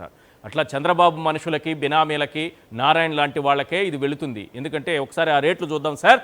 ఒక్కొక్క మెడికల్ కాలేజీ ఎన్ని ఎకరాల్లో ఉంది, చంద్రబాబు నాయుడు గారు ఎంతకి ఇచ్చేస్తున్నారు అనేది మనకు అర్థమవుతుంది క్లియర్గా. ప్లీజ్ అది ఒకసారి ప్లే చేయండి. ఎస్, 4 మెడికల్ కాలేజీలను ఒకసారి తీసుకుందాం. మొదటి దశలో వీటిని ఇచ్చేస్తున్నారు కదా. పులివెందుల మెడికల్ కాలేజీలని 51 ఎకరాల్లో జగన్మోహన్ రెడ్డి గారు నిర్మించారు. ఇది 5,100 రూపాయలకి అమ్మేస్తున్నారు చంద్రబాబు నాయుడు గారు. 5,000 నా దగ్గర ఉన్నాయి కదా, నేను పోయి కొనేస్తానంటే కుదరదు సార్. కండిషన్ సప్లై మళ్ళీ మీకు రాదు అది. నెక్స్ట్ ఆదోని 60 ఎకరాల్లో ఉంది, 6,000 రూపాయలకి అమ్మేస్తున్నారు. మార్కాపురం మెడికల్ కాలేజ్ 50.3 ఎకరాలు, జస్ట్ 5,000 రూపాయలు ఉంటే మనం ఈ మెడికల్ కాలేజ్, మనం అంటే మీరు నేను కాదు, మళ్ళీ చెబుతున్నా, 5,000 రూపాయలకి దాన్ని అమ్మేస్తున్నారు. నెక్స్ట్ మదనపల్లె 99.4 ఎకరాలు, దాదాపు 100 ఎకరాల్లో నిర్మించినటువంటి ఒక మెడికల్ కాలేజీని కేవలం 10,000 రూపాయలకి అమ్మేస్తున్నారు. కేవలం 10,000 రూపాయలకే అమ్మేస్తున్నారంటే ఎంత దోపిడీ ఉండాలి, ఎంత పెద్ద స్కామ్ దాగుండాలి. పైగా వాళ్ళ జీతభత్యాలు కూడా, అక్కడ పనిచేసే సిబ్బంది జీతభత్యాలు కూడా ప్రభుత్వమే చెల్లిస్తుందట 2 ఏళ్ల పాటు. ఇది ఒక 1,200 కోట్లు. ఎంత పెద్ద స్కామ్కి స్కెచ్ చేశారో చూడండి. జగన్మోహన్ రెడ్డి గారు నిర్మించినటువంటి మెడికల్ కాలేజీల పైన ద్వేషం, పగ, కక్ష, జగన్మోహన్ రెడ్డి గారి పైన ప్రత్యేకంగా ద్వేషం, పగ, కక్ష, పేదవాడంటే ప్రత్యేకంగా ద్వేషం, పగ, కక్ష. వాటి రిజల్టు ఇదన్నమాట. 5,000కి, 6,000కి, 5,000కి, 10,000కి మెడికల్ కాలేజీలు అమ్మేస్తాం. వెంకటరెడ్డి గారు, ఏంటి 5,000కి, 6,000కి, 5,000కి, 10,000కి మెడికల్ కాలేజీలు అమ్మేయడం ఏంటి సార్? సంతోషించారు మీరు. ఇంకా 100 రూపాయల కన్నా ఇచ్చారు, అక్కడ 99 పైసలకి ఇవ్వలేదుగా. వాళ్ళు అదే అంటే అదే అంటారు. మేము ఎకరం 99 పైసలకు వైజాగ్లో అమ్మినప్పుడు పులివెందుల్లో వైజాగ్ అంటే తక్కువ రేటుగా ఉంటాయి కదా ల్యాండ్, ఇక్కడ 100 రూపాయలు ఇప్పుడు విశాఖపట్నంలో 50-60 కోట్ల విలువైన రెట్లు ఎక్కువ కన్నాం. అంతే కదా. Very ఇప్పుడు విశాఖపట్నంలో 50 నుంచి 60 కోట్ల విలువైనటువంటి భూమిని ఎకరం 99 పైసలకి, ఎకరం కాదు entire land of 27 acres, entire land of 30 acres, ఇవన్నీ నిన్న హైకోర్టు కూడా క్లియర్ గా చెప్పింది. సో ఏంటంటే రియల్ ఎస్టేట్ కంపెనీలకి ఎట్లా అమ్మేస్తున్నారో 99 పైసలకి, ఇది పెద్ద స్కామ్. ఇప్పుడు ఏంటి, సపోజ్ 30 ఎకరాల ల్యాండ్ ఉంది ఈశ్వర్ గారు, 30 ఎకరాల ల్యాండ్ వాల్యూ 1500 కోట్లు, మీరు 99 పైసలకి అఫీషియల్ గా ఇచ్చేస్తారు. అన్అఫిషియల్ గా దాంట్లో ఒక 50 to 60% అంటే 700 కోట్లు 800 కోట్లు ఇక్కడ చిన్నబాబుకి పెద్దబాబుకి ఇద్దరికి డబ్బులు ఇచ్చేస్తారు, లిక్విడ్ క్యాష్. రేపు పొద్దున ఎలక్షన్కి ఫుల్ ఫండ్ ఆపాటికి ఇప్పటికి వచ్చేసి ఉంటాయి, ఇంకో 4-5 ఎలక్షన్కి కావాల్సిన ఫండ్. మరి అంతే కదా. ఊరిని ఎందుకు ఇస్తారు? రహేజా వాళ్ళు ఏమన్నా చంద్రబాబు నాయుడు చుట్టమా, లేదంటే ఉర్ఫా వాళ్ళు ఏమన్నా చుట్టమా? ఒకటి ఇస్తారు. అదే కదా వాళ్ళు ఎవరు. ఇప్పుడు రహేజా అదే ఉర్సానో అదే లేకపోతే లుల్లుగాళ్ళు ఎవరు. ఇప్పుడు ఎందుకు ఏం లేదు డీల్. ఆ డీల్ అంతా నీకు 99 పైసలకు అఫీషియల్గా ఇస్తా, నాకు ఎంత ఇస్తావు? 50 కోట్ల ఎకరం ఉంది, 30 ఇస్తావా, 25 ఇస్తావా, 40 ఇస్తావా? అతను అవతలాలకు కూడా మిగిలిందిగా డబ్బులు, వాళ్ళు కొనుక్కోవాలంటే 50 కొనుక్కోవాలి. సో వాళ్ళకి బెనిఫిటే కదా. సో ఇది ఒక పెద్ద ఎత్తు కదా. రెండు ఈ మెడికల్ కాలేజీలకు సంబంధించి ఇంకొకటి ఏంటంటే టెండర్లో ఒక్కళ్ళు పార్టిసిపేట్ చేసినా చాలంట, వాళ్ళకి ఇచ్చేస్తారంట. ఇది ఇంకో పెద్ద కుట్ర. ఎందుకు? వీళ్ళు ఒక్కళ్ళనే పార్టిసిపేట్ చేస్తారు టెండర్లో. సింగిల్ బిడ్ వస్తే టెండర్ అసలు యాక్సెప్ట్ చేయడానికి లేదు. జగన్మోహన్ రెడ్డి గారి ప్రభుత్వం ఉన్నప్పుడు జీవో తీసుకొని వచ్చింది, జీవో నెంబర్ 94. సింగిల్ బిడ్ గానే వస్తే దాన్ని రద్దు చేస్తారు. అంటే టెండర్లో మినిమం ఇద్దరన్నా పార్టిసిపేట్ చేయాలి, కానీ ఒక్కరు పార్టిసిపేట్ చేసినా కాలేజ్ వాళ్ళకి ఇచ్చేస్తారంట 100 రూపాయలకి. మరి ఇది ఇంకా పెద్ద కుట్ర కదా. ఇది కదా స్కాము. జగన్ గారు చెప్పినట్టుగా మనం వెళ్ళొచ్చు కదా. చంద్రబాబు నాయుడు గారు బినామీ, మీరు వాళ్ళు వెళ్తారు, మీరు యాక్సెప్ట్ చేస్తారా ఏంది? సో మీలాంటి వాళ్ళు ఎత్తే ఇంకొకరు వేరే వాళ్ళ చేత ఇప్పిస్తారు. సో అందుకని సింగిల్ బిడ్ వచ్చినా కూడా వాళ్ళకి ఇస్తారని అంటే ఇది క్లియర్ గా పెద్ద స్కాము. ఎందుకంటే 66 సంవత్సరాల పాటు మెడికల్ సీట్లు అమ్ముకుంటారు, ఆ డబ్బులు ప్రైవేట్ వాళ్ళకి వెళ్తాయి. ఏదైతే ప్రజల దగ్గర నుంచి డబ్బులు వసూలు చేస్తారు, ఒక్క ఓపీ మాత్రమే ఫ్రీ ఉంటాయి, మిగిలిన అన్నీ కూడా కాస్ట్తో కూడుకున్నటువంటి పని. ఎందుకంటే మీకు ఎగ్జాంపుల్ చెబుతా. నేను ఒక విజయనగరంలో ఒక హాస్పిటల్ది డీటెయిల్స్ తీసుకున్నాను ఈశ్వర్ గారు. దాని ప్రకారం చూస్తే మన గవర్నమెంట్ హాస్పిటల్లో ఏదైతే ఆర్బిఎస్ అంటే బ్లడ్ షుగర్ టెస్ట్కి గవర్నమెంట్ హాస్పిటల్లో ఫ్రీ, అదే ప్రైవేట్ హాస్పిటల్లో 100 రూపాయలు మినిమం. బ్లడ్ గ్రూప్ చెక్ చేయడానికి 100 రూపాయలు ప్రైవేట్ హాస్పిటల్, గవర్నమెంట్ హాస్పిటల్లో ఫ్రీ. ఏదైతే FNAC test, CT scan, MR scan, X ray, ఇలా అన్నీ అక్కడ చూస్తే 1000 రూపాయలు, 2000, 5000, లేదంటే 600, ఇట్లా అన్ని ఛార్జబుల్ ఉంటాయి. 5000, 10,000 కూడా ఉన్నాయి టెస్టులకు సంబంధించిన ఛార్జీలు. అదే మీరు గవర్నమెంట్ హాస్పిటల్కి వెళ్తే ఒక్క టెస్ట్ కూడా ఛార్జ్ తీసుకోరు, మొత్తం ఫ్రీ. అదే ఇప్పుడు ప్రైవేట్ వాళ్ళకి వెళ్తే ఏం చేస్తారు? మీరు ఏ టెస్ట్ చేసుకున్నా మీరు డబ్బులు కట్టాల్సిందే. సపోజ్ మీకు ఉంది, ఇప్పుడు మీ థైరాయిడ్ టెస్ట్ చేశారు, 550 కట్టాలి అక్కడ ప్రైవేటు. అదే యూరిన్ టెస్ట్ 200 రూపాయలు. మీకు మిగిలిన చూస్తే LFT test, liver function test 500 రూపాయలు. అలానే మీరు చూస్తే ఇది ఎంఆర్ స్కాన్ 5,000 రూపాయలు. అదే మీరు జగన్ గారు తీసుకున్నటువంటి ప్రభుత్వ మెడికల్ కాలేజ్ అలానే ఉంటే, ఆ హాస్పిటల్ అలానే ఉంటే అక్కడికి వెళ్తే మీరు ఫ్రీ. ఇప్పుడు 5,000 మద్యం తాగాలి, లివర్ పాడు చేసుకోవాలి, మళ్ళీ లివర్ టెస్ట్ కోసం, లివర్ ఫంక్షన్ టెస్ట్ కోసం మళ్ళీ 500 మళ్ళీ వాళ్ళ దగ్గరికి వెళ్ళాలి, వాళ్ళ దగ్గర చేయాలన్నటువంటి పరిస్థితి. ఈ మెడికల్ కాలేజ్ ఇందాక డాక్టర్ గారు చాలా బ్రహ్మాండంగా చెప్పారు. ఎందుకంటే ఒక మెడికల్ కాలేజీ పర్మిషన్ రావాలంటే ఎంత కష్టపడాలంటే సార్, అడుక్కుంటా వెళ్ళి ఏదైతే medical council of India MCI దగ్గరికి వెళ్ళి రిక్వెస్ట్ చేసుకొని బతిలో ఆడుకొని మా రాష్ట్రానికి ఒక ప్రభుత్వ మెడికల్ కాలేజ్ ఇవ్వండి అని చెప్పి అడుక్కుంటాయి రాష్ట్రాలు. అలాంటి పరిస్థితిలో జగన్మోహన్ రెడ్డి గారు ఏదైతే 5 సంవత్సరాల తన టర్మ్లో 2 సంవత్సరాల కోవిడ్ ఉన్నా 3 సంవత్సరాల్లోనే 17 మెడికల్ కాలేజీలు నిర్మించాలనేటువంటి ఆలోచనతో 2023 సంవత్సరంలో 5 కాలేజీలు స్టార్ట్ అవ్వాలని చెప్పి ఏదైతే విజయనగరం, రాజమండ్రి, ఏలూరు, మచిలీపట్నం, నంద్యాల స్టార్ట్ చేశారు. 2024లో జగన్మోహన్ రెడ్డి గారు ముఖ్యమంత్రి అయ్యుంటే ఇంకొక 5 కాలేజీలు స్టార్ట్ అయ్యాయి. పాడేరు, మార్కాపురం, మదనపల్లి, ఆదోను, పులివెందుల. కానీ పాడేరు ఒకటే స్టార్ట్ చేశారు, అది కూడా 50 సీట్లకి, 150 సీట్లకు రావాల్సిందాన్ని. మిగిలిన 4 కాలేజీలు స్టార్ట్ చేయాలి. అదే ఇప్పుడు మన 2025 మొన్న అకాడమిక్ ఇయర్లో 7 కాలేజీలు కూడా బిగిన్ అయి ఉండే. అంటే జగన్మోహన్ రెడ్డి గారు ముఖ్యమంత్రి అయ్యుంటే మరొకసారి 2025 ఈ సంవత్సరానికి 17 మెడికల్ కాలేజీలు పూర్తయ్యాయి. ఎందుకు? నాబార్డుకి లింక్ పెట్టారు. నాబార్డుకి లింక్ పెట్టి దానికి ఫైనాన్షియల్ టైప్స్ అన్ని నాబార్డుతో చేసి ఏ కాలేజీకి ఎంత అని చెప్పి సో క్లియర్గా చెప్పారు. ఒక మెడికల్ కాలేజ్ తీసుకురావాలంటే, ఒక హాస్పిటల్ తీసుకురావాలంటే ఎంత కష్టం నేను అవసరంలా. ఇప్పుడు పెద్ద తోపు మంత్రి ఉన్నాడు కదా ఆంధ్రప్రదేశ్ రాష్ట్రంలో కేంద్ర మంత్రిగా ఉన్నటువంటి పెమ్మసాని చంద్రశేఖర్ గారు, ఆయన చెప్పినటువంటి ఒక వీడియో నేను వినిపిస్తాను సార్, ఒక 25 సెకండ్స్ ఉంటుంది, మీరు దయచేసి వినండి, దాంట్లో అర్థమైంది. ఇప్పుడు ఏదైనా ఒకటి ఇన్స్టిట్యూషన్ తీసుకురావాలన్నా, నిర్మించాలన్నా ఎంతో ఎన్నో కఠోరమైన శ్రమ చేస్తే, ఎంతో మంది వ్యక్తులు కలిస్తే కానీ ఇది అవ్వదు. ఉదాహరణకి మా పార్లమెంట్లో ఉండే ఈఎస్ఐ హాస్పిటల్ తీసుకురావడానికే మా స్టాఫ్ ఇప్పటికీ 30 సార్లు డిపార్ట్మెంట్ల దగ్గరికి వెళ్ళటం కానీ కోఆర్డినేషన్ కానీ చేసుకున్నారు. నేను 5 సార్లు మినిస్టర్ల దగ్గరికి వెళ్లాల్సి వచ్చింది. ఈ విధంగా ఒక చిన్న హాస్పిటల్కి అంత వర్క్ ఉంటే 17 ప్రభుత్వం విన్నారు కదా సార్, మళ్ళీ మీకు 25 సెకండ్స్ ప్రజలకు కూడా అర్థం అవ్వాలి ఎంత కష్టం. ఏదైనా ఒకటి ఇన్స్టిట్యూషన్ తీసుకురావాలన్నా నిర్మించాలన్నా ఎంతో కఠినమైన ఎన్నో కఠోరమైన శ్రమ చేస్తే ఎంతో మంది వ్యక్తులు కలిస్తే కానీ ఇది అవ్వదు. ఉదాహరణకి మా పార్లమెంట్లో ఉండే ఈఎస్ఐ హాస్పిటల్ తీసుకురావడానికే మా స్టాఫ్ ఇప్పటికీ 30 సార్లు డిపార్ట్మెంట్ల దగ్గరికి వెళ్ళటం కానీ కోఆర్డినేషన్ కానీ చేసుకున్నారు. నేను 5 సార్లు మినిస్టర్ల దగ్గరికి వెళ్లాల్సి వచ్చింది.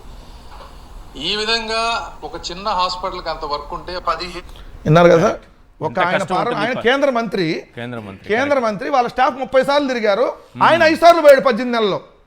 18 నెలల్లో ఒక్క హాస్పిటల్ కోసం 5 సార్లు కేంద్ర మంత్రి తిరిగాడు, 30 సార్లు వాళ్ళ స్టాఫ్ తిరిగారు. మరి జగన్మోహన్ రెడ్డి గారు 17 మెడికల్ కాలేజీలు తీసుకురావడానికి ఎంత కష్టపడి ఉంటాడు వెనక గ్రౌండ్లో. ఎందుకంటే మీకు ప్రతిసారి వెళ్ళినప్పుడు మా రాష్ట్రానికి మెడికల్ కాలేజీలు కావాలి, మీకు ప్రెస్ మీట్ పెట్టి చెప్పపో ఉండొచ్చు, కానీ ఎంత కష్టం అనేది అక్కడ క్లియర్గా కనపడుతుంది. చెప్పుకోకపోవడం కూడా ఒక నష్టమే అనిపిస్తుంది. జగన్ గారు అదే చెప్పినారు కదా సార్. దీంట్లో ఇంకొక విషయం మనం గమనించాల్సినటువంటి క్లియర్ కట్ అంశం ఏంటంటే, వీళ్ళు ఇప్పుడు ఒక తప్పుదోవ పట్టిస్తా ఉన్నారు. ఏమని, పార్లమెంటరీ సంఘం ఏదో చెప్పింది పీపీపీకి ఇచ్చేయమని చెప్పేశారు, అందుకని మేము ఇచ్చేస్తున్నామని. 100% అది రాంగ్. ఎందుకంటే నేను ఆ రిపోర్ట్ మొత్తం చూశాను సార్. ఆ రిపోర్టు మీరు చూస్తే ఎన్ని పేజీలు ఉందంటే, ఆ రిపోర్టు మీరు ఒకసారి చూస్తే ఆ రిపోర్ట్లో కీలకమైనటువంటి పాయింట్స్ మీరు చెక్ చేస్తే వాళ్ళు ఏం చెప్పారు, కొత్తగా ఎవరైనా మెడికల్ కాలేజీలు పెట్టాలని మిమ్మల్ని అడిగితే, ప్రైవేట్ వాళ్ళు ఎవరైనా వచ్చి కొత్తగా మిమ్మల్ని మెడికల్ కాలేజ్ పెడతామని చెప్పి అడిగితే మీరు వాళ్ళతో ఇంక్లూడ్ అవ్వమంది. డైరెక్ట్గా ప్రభుత్వ కాలేజీలు ప్రైవేట్ వాళ్ళకి ఇమ్మలేదు. ఎవరైనా ప్రైవేట్ కాలేజీలు పెడతాం మెడికల్ కాలేజీలు అని చెప్పి ప్రభుత్వం దగ్గరికి వస్తే, మాకు ల్యాండ్ అలొకేషన్ కానీ ఇంకేమైనా చేయండి అని అంటే మీరు వాళ్ళతో ఇంక్లూడ్ అయి పెట్టమంది. మరి ఈనాడులో పీపీపీ అత్యుత్తమ విధానం అని ఈనాడులో ఒక వార్త చదివాను సార్. ఇక్కడ క్లియర్ గా చూడండి, encouraging private investment in medical education is another revenue to explore, providing incentives and regulatory support to private institutions willing to establish medical college cannot only increase seat availability but also introduce healthy competition and innovation in medical education అని చెప్పింది. ఎక్కడ privatisation ఇచ్చేమని government కాలేజీలు private వాళ్ళకి ఇమ్మని కానీ, construction అవుతున్న కాలేజీలు private వాళ్ళకి ఇమ్మని కానీ, లీడ్ హాస్పిటల్స్ ప్రైవేట్ వాళ్ళకి ఇచ్చేయమని కానీ ఎక్కడా చెప్పలే. ఇంకా దాంట్లో క్లియర్ గా చెప్పింది ఏంటంటే, ఆంధ్రప్రదేశ్ రాష్ట్రంలో సీట్లు చాలా తక్కువ ఉన్నాయి, సో మిగిలిన రాష్ట్రాలతో కంపేర్ చేస్తే అందుకని ప్రభుత్వ కాలేజీలని పెంచమని చెప్పింది. అక్కడ ఇంకా ప్రభుత్వ కాలేజీలు పెంచమని చెప్పి డిఫరెన్స్ చెప్పింది. ఇక్కడ ఎయిమ్స్ న్యూఢిల్లీలో 1350 రూపాయలు ఉంటుంది ఫీజు, అదేవిధంగా లక్నోలో ఉన్నటువంటి కేజీఎంయూ స్టేట్ ఇన్స్టిట్యూషన్లో 24,000 ఉంది, అదేవిధంగా డివై పాటిల్ విద్యాపీఠ్ పూణేలో ప్రైవేట్ ఇన్స్టిట్యూట్లో 26 లక్షల ఫీజు ఉంది.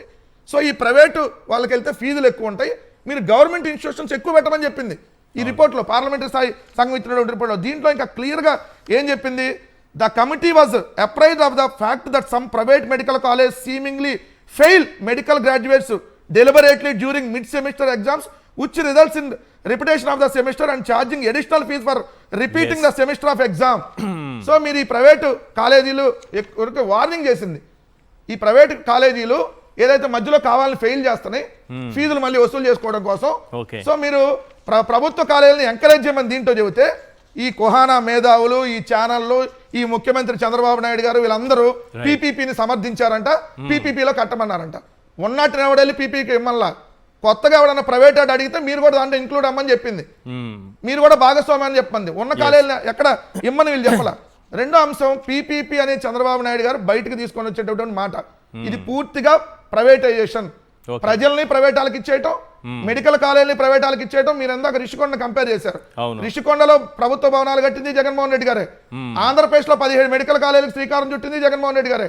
ఈ 2 ప్రైవేట్ వాళ్ళకి ఇస్తుంది, నువ్వు కట్టుతుంది ఆయన, కట్టింది నువ్వు తీసుకెళ్లి ప్రైవేట్ వాళ్ళకి ఇస్తున్నావు, కడతానికి ఆల్రెడీ 50% అయినా తీసుకెళ్లి ప్రైవేట్ వాళ్ళకి ఇస్తున్నావు, మళ్ళీ దీనికి నువ్వు పీపీపీ అంటున్నావు. పీపీపీ అంటే privatisation of public property, this is clear. ఒక పబ్లిక్ ప్రాపర్టీని తీసుకొని వెళ్ళి ప్రైవేట్ వాళ్ళకి ఇవ్వడమే పీపీపీ. ఒక పీ అంటే ప్రైవేటైజేషన్ ఆఫ్, ఇంకో పీ అంటే పబ్లిక్, ఇంకో పీ అంటే ప్రాపర్టీ. సో పబ్లిక్ ప్రాపర్టీని ప్రైవేటైజేషన్ వాళ్ళకి ఇవ్వడమే పీపీపీ. ఇక కొత్తగా ఇచ్చేది ఉంది దీంట్లో. రైట్, ఒక పోస్ట్ చూశాను సార్ నేను, మీరు ఇంతకు ముందు అన్నారు కదా పప్పు బెల్లల్లా ఇవన్నీ 99 పైసలకి కట్టబెట్టేస్తున్నారని. ఉత్తరాంధ్ర నుంచి ఒకరు పెట్టిన పోస్ట్ చాలా ఆసక్తికరంగా అనిపించింది, జస్ట్ చదివి వినిపిస్తాను ఒక బ్రేక్ తీసుకునే ముందు. ఒక ఉత్తరాంధ్ర వాడిగా సిగ్గుపడుతున్నాను, ఓ 10 పల్లెటూర్ల సమూహం కలిసి తమ భూముల ధరలు పెరగాలని, తమ ప్రాంతం అభివృద్ధి చెందాలని ఉద్యమం చేస్తూ రాష్ట్రమంతా మీసాలు మెలేసి తొడలు కొడుతూ పాదయాత్ర చేశారు. ఇక్కడ విశాఖ ఉక్కును తుక్కు చేసి అమ్ముతుంటే, మరోవైపున వేల కోట్ల విలువైన ప్రభుత్వ భూములను పప్పు బెల్లాల్లా 99 పైసలకు దోచిపెడుతుంటే కనీసం ఉలుకు పలుకు లేదు. ఇక్కడ చైతన్యం చలనం లేని చవటల మధ్య ఉన్నందుకు సిగ్గుపడుతున్నాను. మన ప్రాంతంలో ఎవరు ఎలా దోచుకున్నా పర్వాలేదా? ఇక్కడ ఏడాదికి ఒకసారి యోగా డే, నెలకి ఒక క్రికెట్ మ్యాచ్ పెడితే మురిసిపోయి చప్పట్లు కొట్టుకుని కూర్చుంటామా? ఇందుకే కదా దేశానికి స్వాతంత్రం వచ్చి ఇన్నేళ్లు గడిచాక కూడా ఈ ప్రాంతాన్ని ఇంకా వెనుకబడిన ప్రాంతమే అని అంటారు. పోర్టులు గట్టి పరిపాలనా రాజధానిని తీసుకొస్తానని చెప్పిన వాడిని ఓడించారు. పగబట్టినట్టుగా ఇక్కడి సంపదను దోచుకుంటున్న దోపిడీదారులను గెలిపించారు. తప్పు చేసినందుకు తగిన మూల్యం చెల్లించుకుంటున్నారు. వీరి మధ్యలో ఉన్నందుకు సిగ్గుపడుతున్నా అని ఒక అద్భుతమైనటువంటి పోస్ట్ ఒకటి ఈరోజు చూశాను.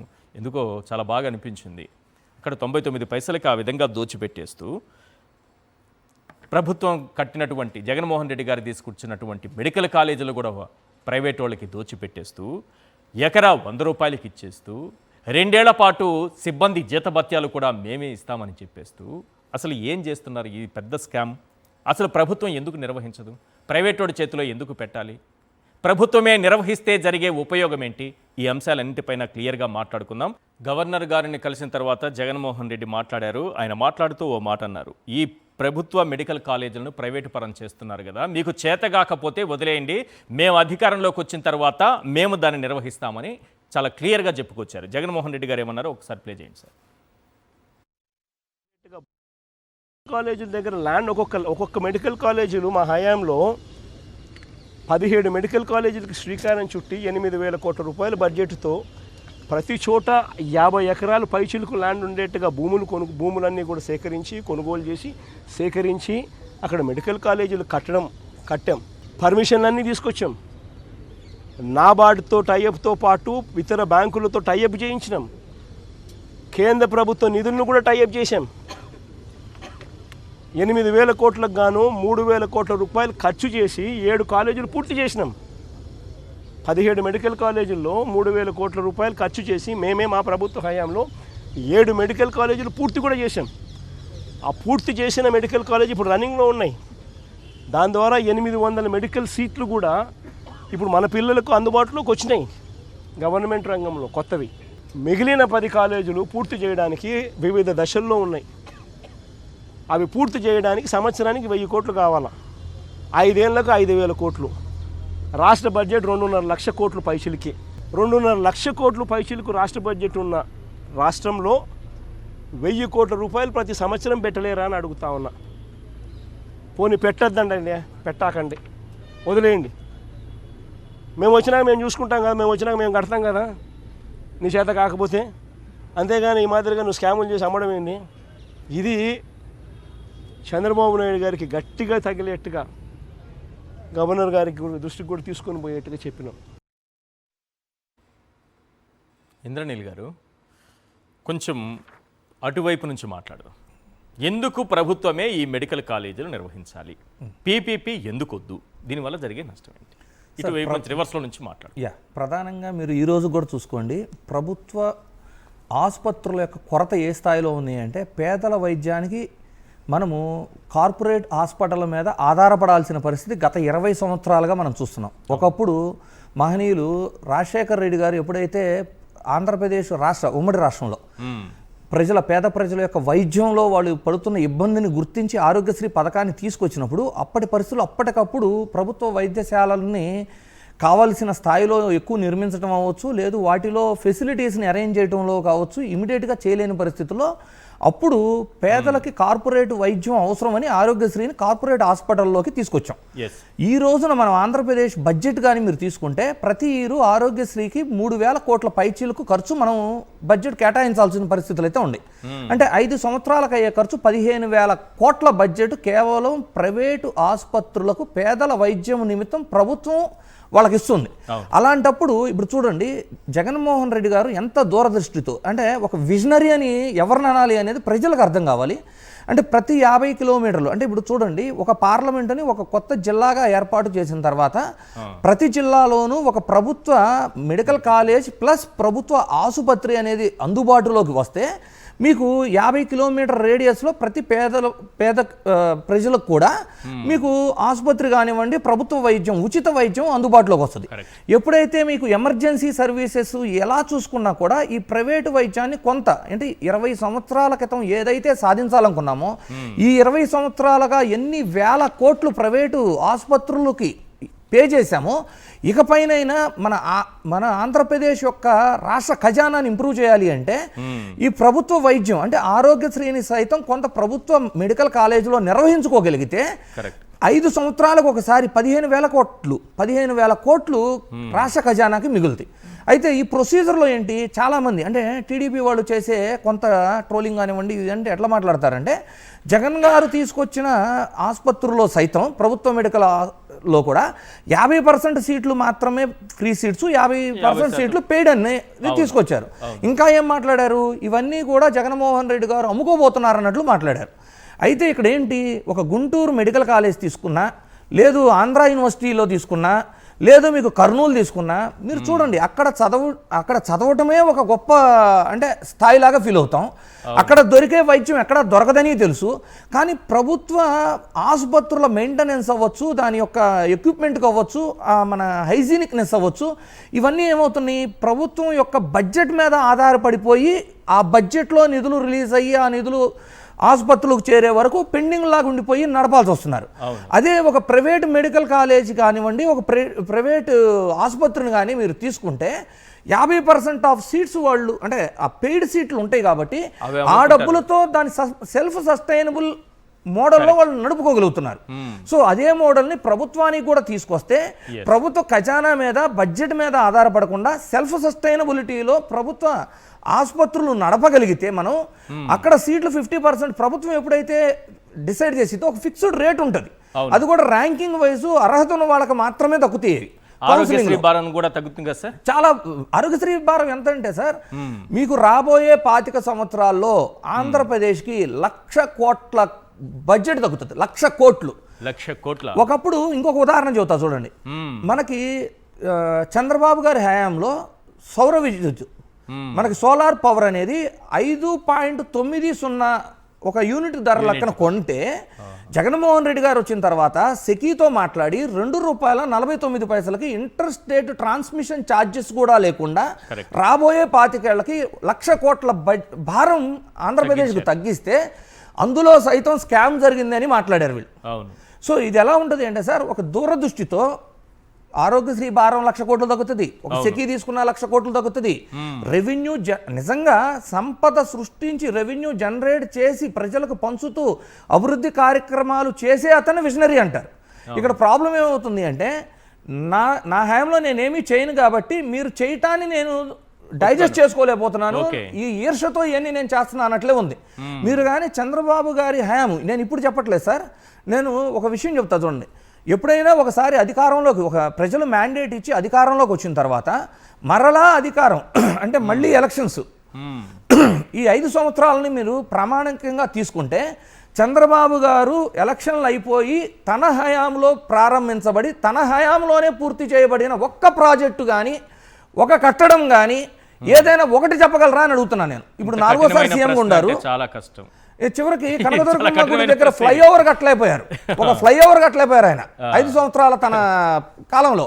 సో ఆయనకు ఎలా ఉంటుందంటే, నేను 4వ సీఎంని, నేను ఇంత చరిత్ర చెప్పుకుంటాను, నేనేమీ చేయలేకపోయాను, మీరు ఎందుకు చేస్తారు అనేది మేజర్ ప్రాబ్లం లాగా ఉంది. చేసిన ప్రతి అంశం పైన అలాంటిదే ప్రజల్లోకి ఒక విషయాన్ని ఎక్కించే ప్రయత్నం చేస్తారు. ఏదైనా తీసుకోండి, మీరు ఎడ్యుకేషన్ విషయంలో తీసుకొచ్చిన రిఫార్మ్స్ విషయంలో కూడా అదే చేశారు. ఇంగ్లీష్ మీడియం చదివితే ముద్దబ్బాయిలు అవుతారంటారు, ట్యాబ్లు ఇస్తే పిల్లలు చెడిపోతారంటారు. మీరు ఏ పని చేసినా 31 లక్షలు ఇళ్ల పట్టాలు ఇస్తే 1,200 కేసులు వేయించారు సార్ చంద్రబాబు.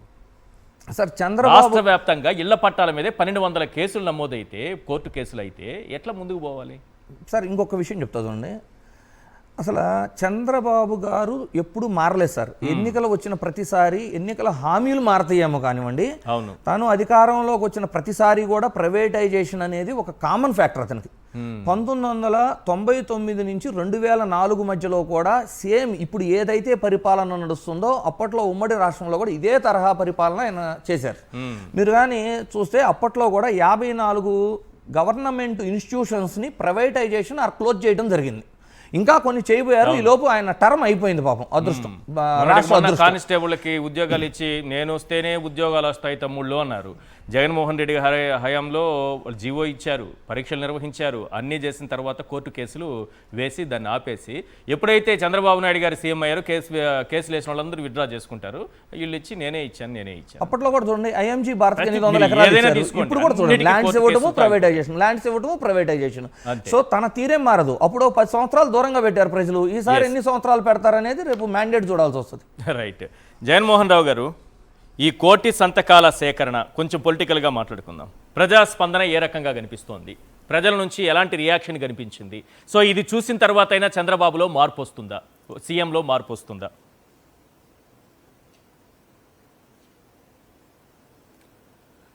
చంద్రబాబు గారిలో మార్పు రావడం అనేది అసలు జరగని పని. కాబట్టి అసలు దాని గురించి మనం పోయిన ప్రాణాన్ని మళ్ళీ ఆయన మారడు. ఆయన అసలు మారడు. తర్వాత కోటి సంతకాల సేకరణ మీరు ఒక్క ప్రైవేట్ మెడికల్ కాలేజీల మీద వచ్చినటువంటి సంతకాలుగా భావించొద్దు. ఆయన ఇచ్చిన హామీలు, ఆయన చేస్తున్నటువంటి పరిపాలన, అది రెడ్ బుక్ రాజ్యాంగం కావచ్చు, లేకపోతే సంపద సృష్టిలో భాగంగా ఆయన చేసే పనులు కావచ్చు, వీటిలన్నిటి దృష్ట్యా ప్రజలంతా చాలా ఉత్సాహంగా పాల్గొన్నారు. అనూహ్యమైనటువంటి స్పందన వచ్చింది. చాలా చోట్ల మాకు పంపించండి పేపర్స్ అని అడిగారు. స్వచ్ఛందంగా వాళ్లే వచ్చి పెట్టారు, సంతకాలు పెట్టారు. ఇది ఒక్క మెడికల్ కాలేజీల మీదే కాదు, ఈ గడిచిన కాలంలో ఆయన పరిపాలన మీద ఆయన ఏ స్థితికి వచ్చాడంటే, అసలు కలెక్టర్లు తప్పు చేశారని అంటున్నాడంటే అసలు ఆ విధంగా చేసింది ఎవరు? మీరే కదా. వాళ్ళందరికీ కాళ్ళు చేతులు కట్టేసి కూర్చోబెట్టింది మీరే కదా. పోలీస్ వ్యవస్థ కానీ, ఈ అడ్మినిస్ట్రేటివ్ వ్యవస్థను కానీ మీరే కదా కూర్చోబెట్టారు. మీ రెడ్ బుక్ రాజ్యాంగం, మీ పరిపాలన, మీ సంపద సృష్టి. ఇప్పుడు మీరు ఎవరిని అనాలనుకుంటున్నారు? మీరు ఇప్పుడు యజమానిని బట్టే కదా, రౌతుని బట్టే గుర్రం.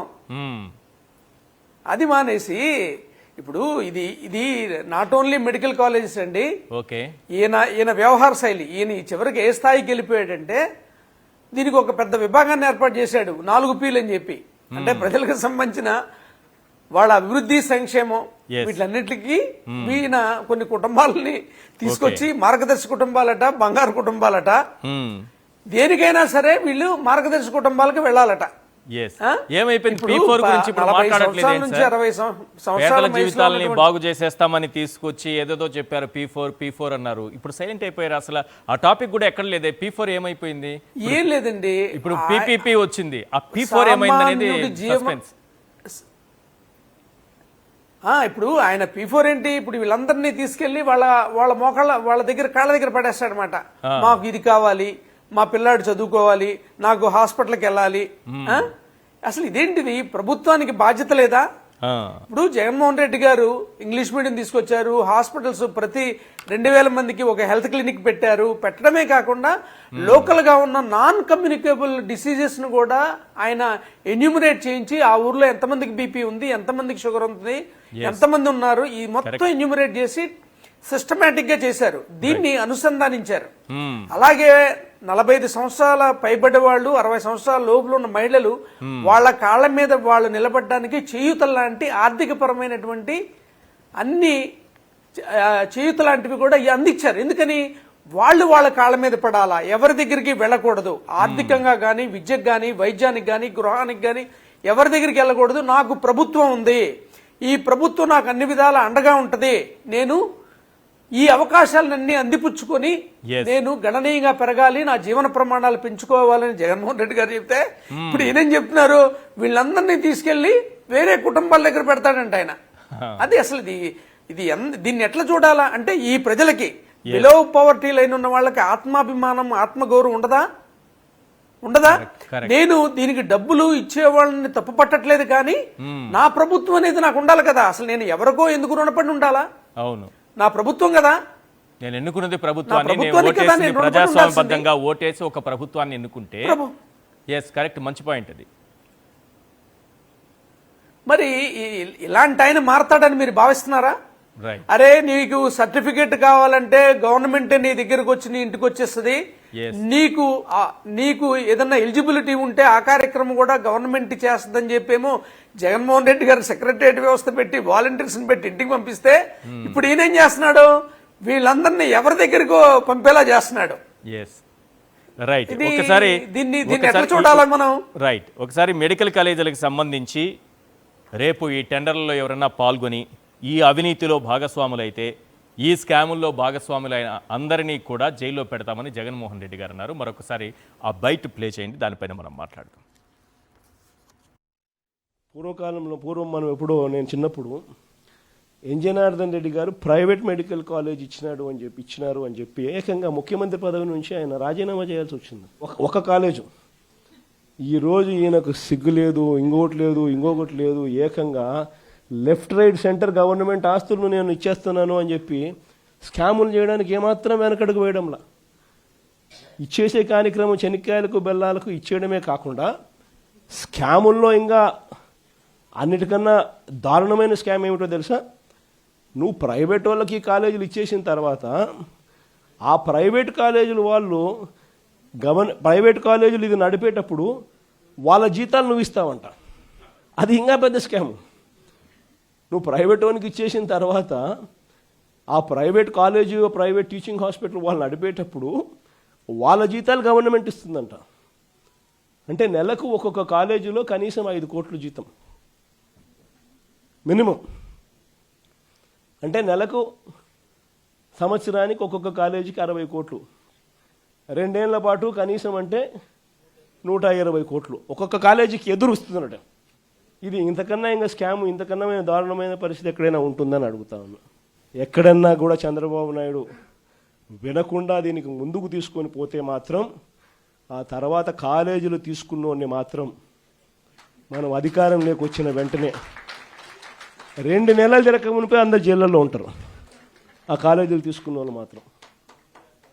స్కాములు అనేది మదర్ ఆఫ్ ఆల్ స్కామ్స్ కింద ఇది నిరూపితమవుతుంది. ఏంటి ఇది? ముందస్తు సలహానా, బెదిరింపా, స్వీట్ వార్నింగా? వాళ్ళు ఏ విధంగా అనుకున్నా రేపు జడ్జిని జరగబోయేది అదే అనేది జగన్మోహన్ రెడ్డి గారు చెప్పారు. మూడింట్లో ఏదైనా జరగబోయేది అదేనా? వాళ్ళు సీరియస్గా తీసుకున్నా, లైట్గా తీసుకున్నా జరగబోయేది అదే అనేది క్లియర్గా చెప్పారు. ఎందుకు అంత పెద్ద వార్నింగ్ ఇవ్వాల్సి వచ్చింది? అంతకుముందు జగన్మోహన్ రెడ్డి గారు క్లియర్గా చెప్పారు, మీరు ఎవరైతే ఈ ప్రభుత్వ మెడికల్ కాలేజీని తీసుకుంటారో వాళ్ళ దగ్గర నుంచి వెనక్కి తీసుకుంటామని. ఇప్పుడు వెనక్కి తీసుకోవడమే కాదు, కేసులు పెట్టి లోపలేస్తామని కూడా చెప్పారు. ఇప్పుడు ఎవరైతే సింగిల్ బిడ్, డబల్ బిడ్లో మీరేదో టెండర్లని చంద్రబాబు నాయుడు గారు బినామీలు పార్టిసిపేట్ చేస్తారో, చంద్రబాబు నాయుడు గారు లోకేష్ లాగా మీరు కూడా ఆ జైలు కాబట్టి పక్క ఇంకో జిల్లా జైలుకైనా వెళ్ళి కూర్చోవాల్సినటువంటి పరిస్థితి ఏర్పడింది. మదనపల్లి మెడికల్ కాలేజీని ఆల్రెడీ నారాయణ మెడికల్ కాలేజీ సిబ్బంది కొందరు వచ్చి పరిశీలించి వెళ్ళారనేది ఒక టాక్. వాస్తవం ఎంతవరకు నాకైతే తెలియదు. ఎవరు వాళ్ళ చేతుల్లో కట్టబెట్టడం ఇదంతా సార్, ఎవరు తీసుకున్నా అది నారాయణ తీసుకుంటాడా, లేదంటే సింగపూర్లో ఉన్నటువంటి కంపెనీని వెనకబెట్టి ముందు ఇక్కడ ఇంకోళ్ళ పెడతారా తీసుకుంటాడా? అదే టెమాసెక్ అనేటటువంటి సింగపూర్ కంపెనీ చంద్రబాబు నాయుడు గారు టెమాసెక్ అనే సింగపూర్ కంపెనీని ముందు పెట్టాలని ఆలోచించాడు. సో ఇప్పుడు అది సింగపూర్ అనగానే మొత్తం ఈ స్కాములు బయటకు వస్తాయి కాబట్టి దాన్ని తెరనక పెట్టి ముందు ఇంకో డమ్మీ వాళ్ళని ఎవరైనా పెట్టి నడుపుతారా? ఎవరు నడిపినా ఇది ఖచ్చితంగా జగన్మోహన్ రెడ్డి గారు మాట ఇచ్చాడంటే మాట తప్పడు, ఆయన చెప్పాడంటే చేస్తాడనే ట్యాగ్ లైన్ ఆయనకు ఉంది. సో 2 నెలల్లో కాకపోతే లేట్ అయితే 3 నెలల్లో సంక్షేమ పథకాల విషయంలోనూ, ప్రజలకు ఇచ్చే హామీల విషయంలో ఓకే, ఇక్కడ కూడా అదే ట్యాగ్ లైన్. చెప్పాడంటే చేస్తాడంటే ఖచ్చితంగా ఆయన చెప్పాడంటే ఖచ్చితంగా చేస్తాడు. ఏదైతే చేయగలుగుతాడో అదే చెప్తాడు. సో ఖచ్చితంగా రేపొద్దున ఎవరైతే ఈ మెడికల్ కాలేజీలు తీసుకుంటారో వాళ్ళ దగ్గర నుంచి కాలేజీలు మళ్ళీ వెనక్కి ప్రభుత్వం హ్యాండ్ ఓవర్ చేసుకోవడంతో పాటు ఎవరైతే ఇది చేశారో వాళ్ళని కూడా జైలుకు పంపిస్తారు. ఏంటి దాని వెనుక మీ కష్టాన్ని, లేకపోతే ప్రజలకు జరిగే మేలుని, ఇది ప్రభుత్వ ఆస్తిని ప్రభుత్వం దగ్గరే ఉంచాలనే తాపత్రమే ఏంటిది? సార్, ఒక మానవీయ కోణంలో మీరు ఆలోచించండి. జగన్ గారు ఏది పెట్టినా స్కీము ఒక మానవత్వం, మానవీయ కోణం కనపడుతుంది. మీరు చూడండి, పిల్లలకి గోరు ముద్ద ఏ ముఖ్యమంత్రి అయినా నాణ్యమైనటువంటి భోజనం పిల్లలకు పెట్టాలని ఆలోచన చేశాడా? ఓ తల్లిదండ్రుల కంటే గొప్పగా ఆలోచన చేశాడు జగన్మోహన్ రెడ్డి గారు. ఇంగ్లీష్ మీడియం విద్య పెట్టాలి, వాళ్ళకి ట్యాబులు ఇవ్వాలి, మంచి యూనిఫామ్ అందించాలి, ఇవన్నీ అలానే మీరు చూస్తే వైద్యానికి సంబంధించి కూడా ఫ్యామిలీ డాక్టర్ కాన్సెప్ట్, ఊర్లోనే విలేజ్ క్లినిక్ ఏదైతే వాళ్ళందరికీ ఉచితంగా ఆరోగ్యశ్రీ 25 లక్షలు. హెల్త్ కాదు సార్, హెల్త్ క్లినిక్లో ఉచితంగా మెడిసిన్స్ గ్రామాల్లోనే. అవును. సో అలానే మీరు చూస్తే పెన్షన్ల విషయం చూడండి, 1వ తారీఖు ఈ దేశంలో ఏ ముఖ్యమంత్రి అయినా ఇంటికి వెళ్ళి పెన్షన్ ఇవ్వాలనేది అంతకుముందు ఎప్పుడన్నా చరిత్ర ఉందా? జగన్ గారు తీసుకుని వచ్చారు. ఎందుకంటే ఒక ఇంటికి పెద్ద కొడుకులాగా ఓ మనిషిని పంపించి 1వ తారీఖు వస్తే పెన్షన్ ఇవ్వాలనేది ఇది చరిత్ర. ఎక్కడ 1వ తారీఖున దాన్ని ఫాలో అవ్వచ్చు, తప్పలేదు. సో అది తీసుకొని వచ్చింది ఎవరు? దాన్ని ఖచ్చితంగా తర్వాత వాళ్ళు అమలు చేయాల్సినటువంటి పరిస్థితి వచ్చింది. కానీ మీరు ఇక్కడ చంద్రబాబు నాయుడు గారు చూసుకుంటే ఒక్క స్కీమే ఉండదు, అన్ని స్కామ్లే.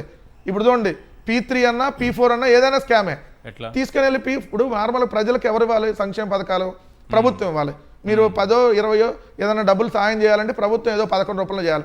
నేను చేయను, నీకు అప్పచెప్పేస్తున్నా, నువ్వు చూసుకోండి. వాడు ఒక రోజు 5,000 ఇస్తాడు, ఇంకో రోజు ఏం చేస్తాడు? పద్దాలు నా ఇంటి దగ్గర రామా, కావాలంటే ఇంట్లో పాత బట్టలు గిట్ట బట్టలు ఉన్నాయి, అవి ఎత్తుపో అంటాడు. ఇది ఎవరిని అవమానించినట్టు? ఏ రోజు తీసుకొచ్చి ఇస్తారు వాళ్ళు ఏమన్నా? జగన్మోహన్ రావు గారు అదే కదా చెప్పారు. అది డాక్టర్ ఆత్మగౌరవాన్ని ప్రాక్టికల్ గా కాన్స్టిట్యున్సీలు చూస్తూ ఉంటారు కాబట్టి ఇప్పుడు ఎవరైనా సహాయం చేయడానికి మనం అన్నాను సార్, మనం ఒక రోజు సహాయం చేస్తాం, మహా అయితే 2 రోజు సహాయం చేస్తాం. ఏ రోజు చేస్తారా? ప్రతి నెల చేయాలంటే ప్రభుత్వం చేయాలి. దానికి సంబంధించి ప్రభుత్వం చేయకుండా వాళ్ళని తప్పించుకోవడం అంటే అది క్లియర్ గా. ఇంకోటి ఈ వైద్యానికి సంబంధించి సార్, చంద్రబాబు నాయుడు గారు అంతకుముందు ముఖ్యమంత్రిగా ఉన్నప్పుడు యూజర్ ఛార్జీలు వసూలు చేసేవాడు. అవును. ఇది ప్రభుత్వ హాస్పిటల్లో మనం ఏ టెస్టులు చేయించుకోవాలన్నా దేనికైనా కూడా మెడిసిన్ కైనా అన్ని డబ్బులే. కానీ అది రాజశేఖర రెడ్డి గారు వచ్చినా తీశారు. ప్రభుత్వ వైద్యశాల ప్రభుత్వ హాస్పిటల్లో యూజర్ ఛార్జీలు ఉండకూడదని చెప్పి రాజశేఖర రెడ్డి గారు తీసుకొని వచ్చారు. కానీ ఆయన అంతమంది ప్రభుత్వ హాస్పిటల్లో ఛార్జీలు వసూలు చేశాడు. ఇప్పుడు చూడండి, డైరెక్ట్ గా ప్రభుత్వ హాస్పిటల్ కాలేజీలు ప్రైవేట్ వాళ్ళకే అమ్మేస్తున్నాడు. అప్పుడేమో యూజర్ ఛార్జీలు తక్కువ డబ్బులు, ఇప్పుడేమో ప్రైవేట్ వాళ్ళతో ఎక్కువ డబ్బులు వసూలు చేయడు. మారడు చంద్రబాబు నాయుడు గారు, ఇంతగా ఎవరు చెప్పినా ఆయన మారడు. క్లియర్ గా ఏంటంటే ఆయన స్కాములు చేయటమే ఆయన ఉద్దేశం అనేది క్లియర్ గా కనపడతా ఉంది. రైట్, ఇంద్రనీల్ గారు కన్క్లూడ్ చేయండి సార్. వాళ్ళకి 2024లో ప్రజలు టీడీపీ అంటే కూటమి ప్రభుత్వానికి మ్యాండేట్ ఇచ్చారు, మాకు మ్యాండేట్ ఇచ్చారు కాబట్టి మేము ఏది చేసినా చెల్లిద్ది అని వాళ్ళు ఎలా అయితే ఫీల్ అవుతున్నారో, ఈరోజు జగన్మోహన్ రెడ్డి గారు అంత స్ట్రాంగ్గా, అది మీరు వార్నింగ్ కింద చూస్తారా లేదు చెప్తున్నారా అనేది పక్కన పెడితే, జగన్మోహన్ రెడ్డి గారు కూడా పార్టీ పరంగా వచ్చి ధర్నాలు చేయటం, రాస్తారోకోలు చేయటం, లేదు టెంట్లేసి కూర్చొని ఏం చేయలే. ప్రజల మ్యాండేట్ని మరలా ఇంటర్మ్ మ్యాండేట్, మధ్యంతర మ్యాండేట్ లాగా ముందు ప్రజల యొక్క సంతక సేకరణతో పాటు వాళ్ళ ప్రూఫ్లతో సహా కలెక్ట్ చేసి ఇది ప్రజల మ్యాండేట్గా తీసుకెళ్లి గవర్నర్ గారికి సబ్మిట్ చేశారు. ఇప్పుడు గవర్నర్ గారు కానివ్వండి, రేపు కోర్టులు కానివ్వండి, జగన్మోహన్ రెడ్డి గారు తిరిగి అధికారంలోకి వచ్చే లోపు దీన్ని వాళ్ళు కానీ అడ్డుకోకపోతే ప్రజల మ్యాండేట్ని ఈ రాజ్యాంగం కూడా గౌరవించినట్లు కాదు. ఎందుకు అంటే ప్రజలు మ్యాండేట్ ఇచ్చారని అధికారంలో ఉండి మీరు విచ్చలవిడితనంతో మీరు ఇష్టానుసారంగా చేస్తే మరలా ప్రజల మ్యాండేట్ని కలెక్ట్ చేసి ఆ మ్యాండేట్ని సబ్మిట్ చేస్తున్నారు. ప్రజలు దీన్ని వ్యతిరేకిస్తున్నారు. ఇది పార్టీ పరంగా వైఎస్ఆర్సీపీ వ్యతిరేకించట్లా, ఇది రాష్ట్ర ప్రజల యొక్క అభిప్రాయం, ఇది వ్యతిరేకిస్తున్నారనే మ్యాండేట్ని తీసుకొస్తున్నారు వాళ్ళు. సో ఆ మ్యాండేట్ని వీళ్ళంతా గౌరవించకుండా ప్రొసీడర్ అనుకోండి, డెఫినెట్లీ ఇదే మ్యాండేట్ని ప్రూఫ్గా చేసుకొని ఆ రోజునే ప్రజలే మ్యాండేట్ ఇచ్చారు, చూపించేశారు కాబట్టి ఈ మ్యాండేట్ని బేస్ చేసి ఆ రోజు చర్యలు తీసుకోవడానికి అవకాశం ఉంది. Right, good point. Thank you sir Indraneel గారు చర్చలో పాల్గొన్నందుకు. అలాగే కారుమూరి వెంకటరెడ్డి గారు థ్యాంక్ యూ అండి. సార్ మొండితోక జగన్మోహన్ రావు గారు ప్రత్యేకంగా ధన్యవాదాలు సార్. ఒక్కసారి సార్ వాయిస్ ప్లీజ్ చెప్పండి. సరే, ఈ జగన్మోహన్ రెడ్డి గారు ఎందుకంత సిన్సియర్గా స్ట్రిక్ట్గా జైలుకి పంపిస్తున్నామని అంటున్నారంటే, ఈ 3 P'ల్లో ప్రైవేట్ వాళ్ళు ఏం చేస్తారో చెప్పారా? ఒక మాట అన్నా, వాళ్ళు ఏం చేస్తారు ఈ కాలేజీలకి, హాస్పిటల్స్కి చెప్పలే. దీనికన్నా ముందు వీళ్ళు ఏం చేశారు? వీళ్ళు నీతి ఆయోగ్ దగ్గరికి వెళ్ళి వయబిలిటీ గ్యాప్ ఫండింగ్ కింద డబ్బులు అడుగుతున్నారు. అవును, యాక్చువల్ గా ఈ డబ్బులు దేనికి స్పెండ్ చేయాలి? హాస్పిటల్స్ ఇన్ఫ్రాస్ట్రక్చర్ కి వీటిలన్నిటికీ స్పెండ్ చేయాలా. ఆ మొత్తం దాంట్లో 30% ఎంత వాళ్ళు ఇస్తే చేయాలి. కానీ మరి ఇవన్నీ హాస్పిటల్స్ అన్ని ఆల్రెడీ జగన్మోహన్ రెడ్డి గారు స్పెండ్ చేశారు కదా, ఇంప్రూవ్ చేశారు కదా. మరి ఇప్పుడు ఏం చేస్తారు? అసలు ప్రైవేట్ వాళ్ళ పాత్ర ఏంటి? అసలు వాడేం చేస్తాడో చెప్పకుండా జీతాలు మనమే ఇస్తామంటున్నాం, పైగా వైబిలిటీ గ్యాప్ ఫండింగ్ కి మనమే వెళ్తానంటున్నాం, ఆల్రెడీ గవర్నమెంట్ ఇచ్చున్నాం. మరి స్కామ్ కాకపోతే ఏంటి? కాబట్టే ఖచ్చితంగా చెప్పగలుగుతున్నారు అంత కాన్ఫిడెంట్ గా జగన్మోహన్ రెడ్డి గారు, ఇది ఖచ్చితంగా ఇదంతా స్కామ్ కాబట్టి మీరంతా దొరుకుతారని. Right, thank you sir Jaganmohan Rao garu చర్చలో పాల్గొన్నందుకు. కారుమూరి వెంకటరెడ్డి గారు, ఇంద్రనీల్ గారు థ్యాంక్ యూ అండి. ఇది వాళ్ళ చర్చా కార్యక్రమం. చూస్తూనే ఉండండి సాక్షి టీవీ.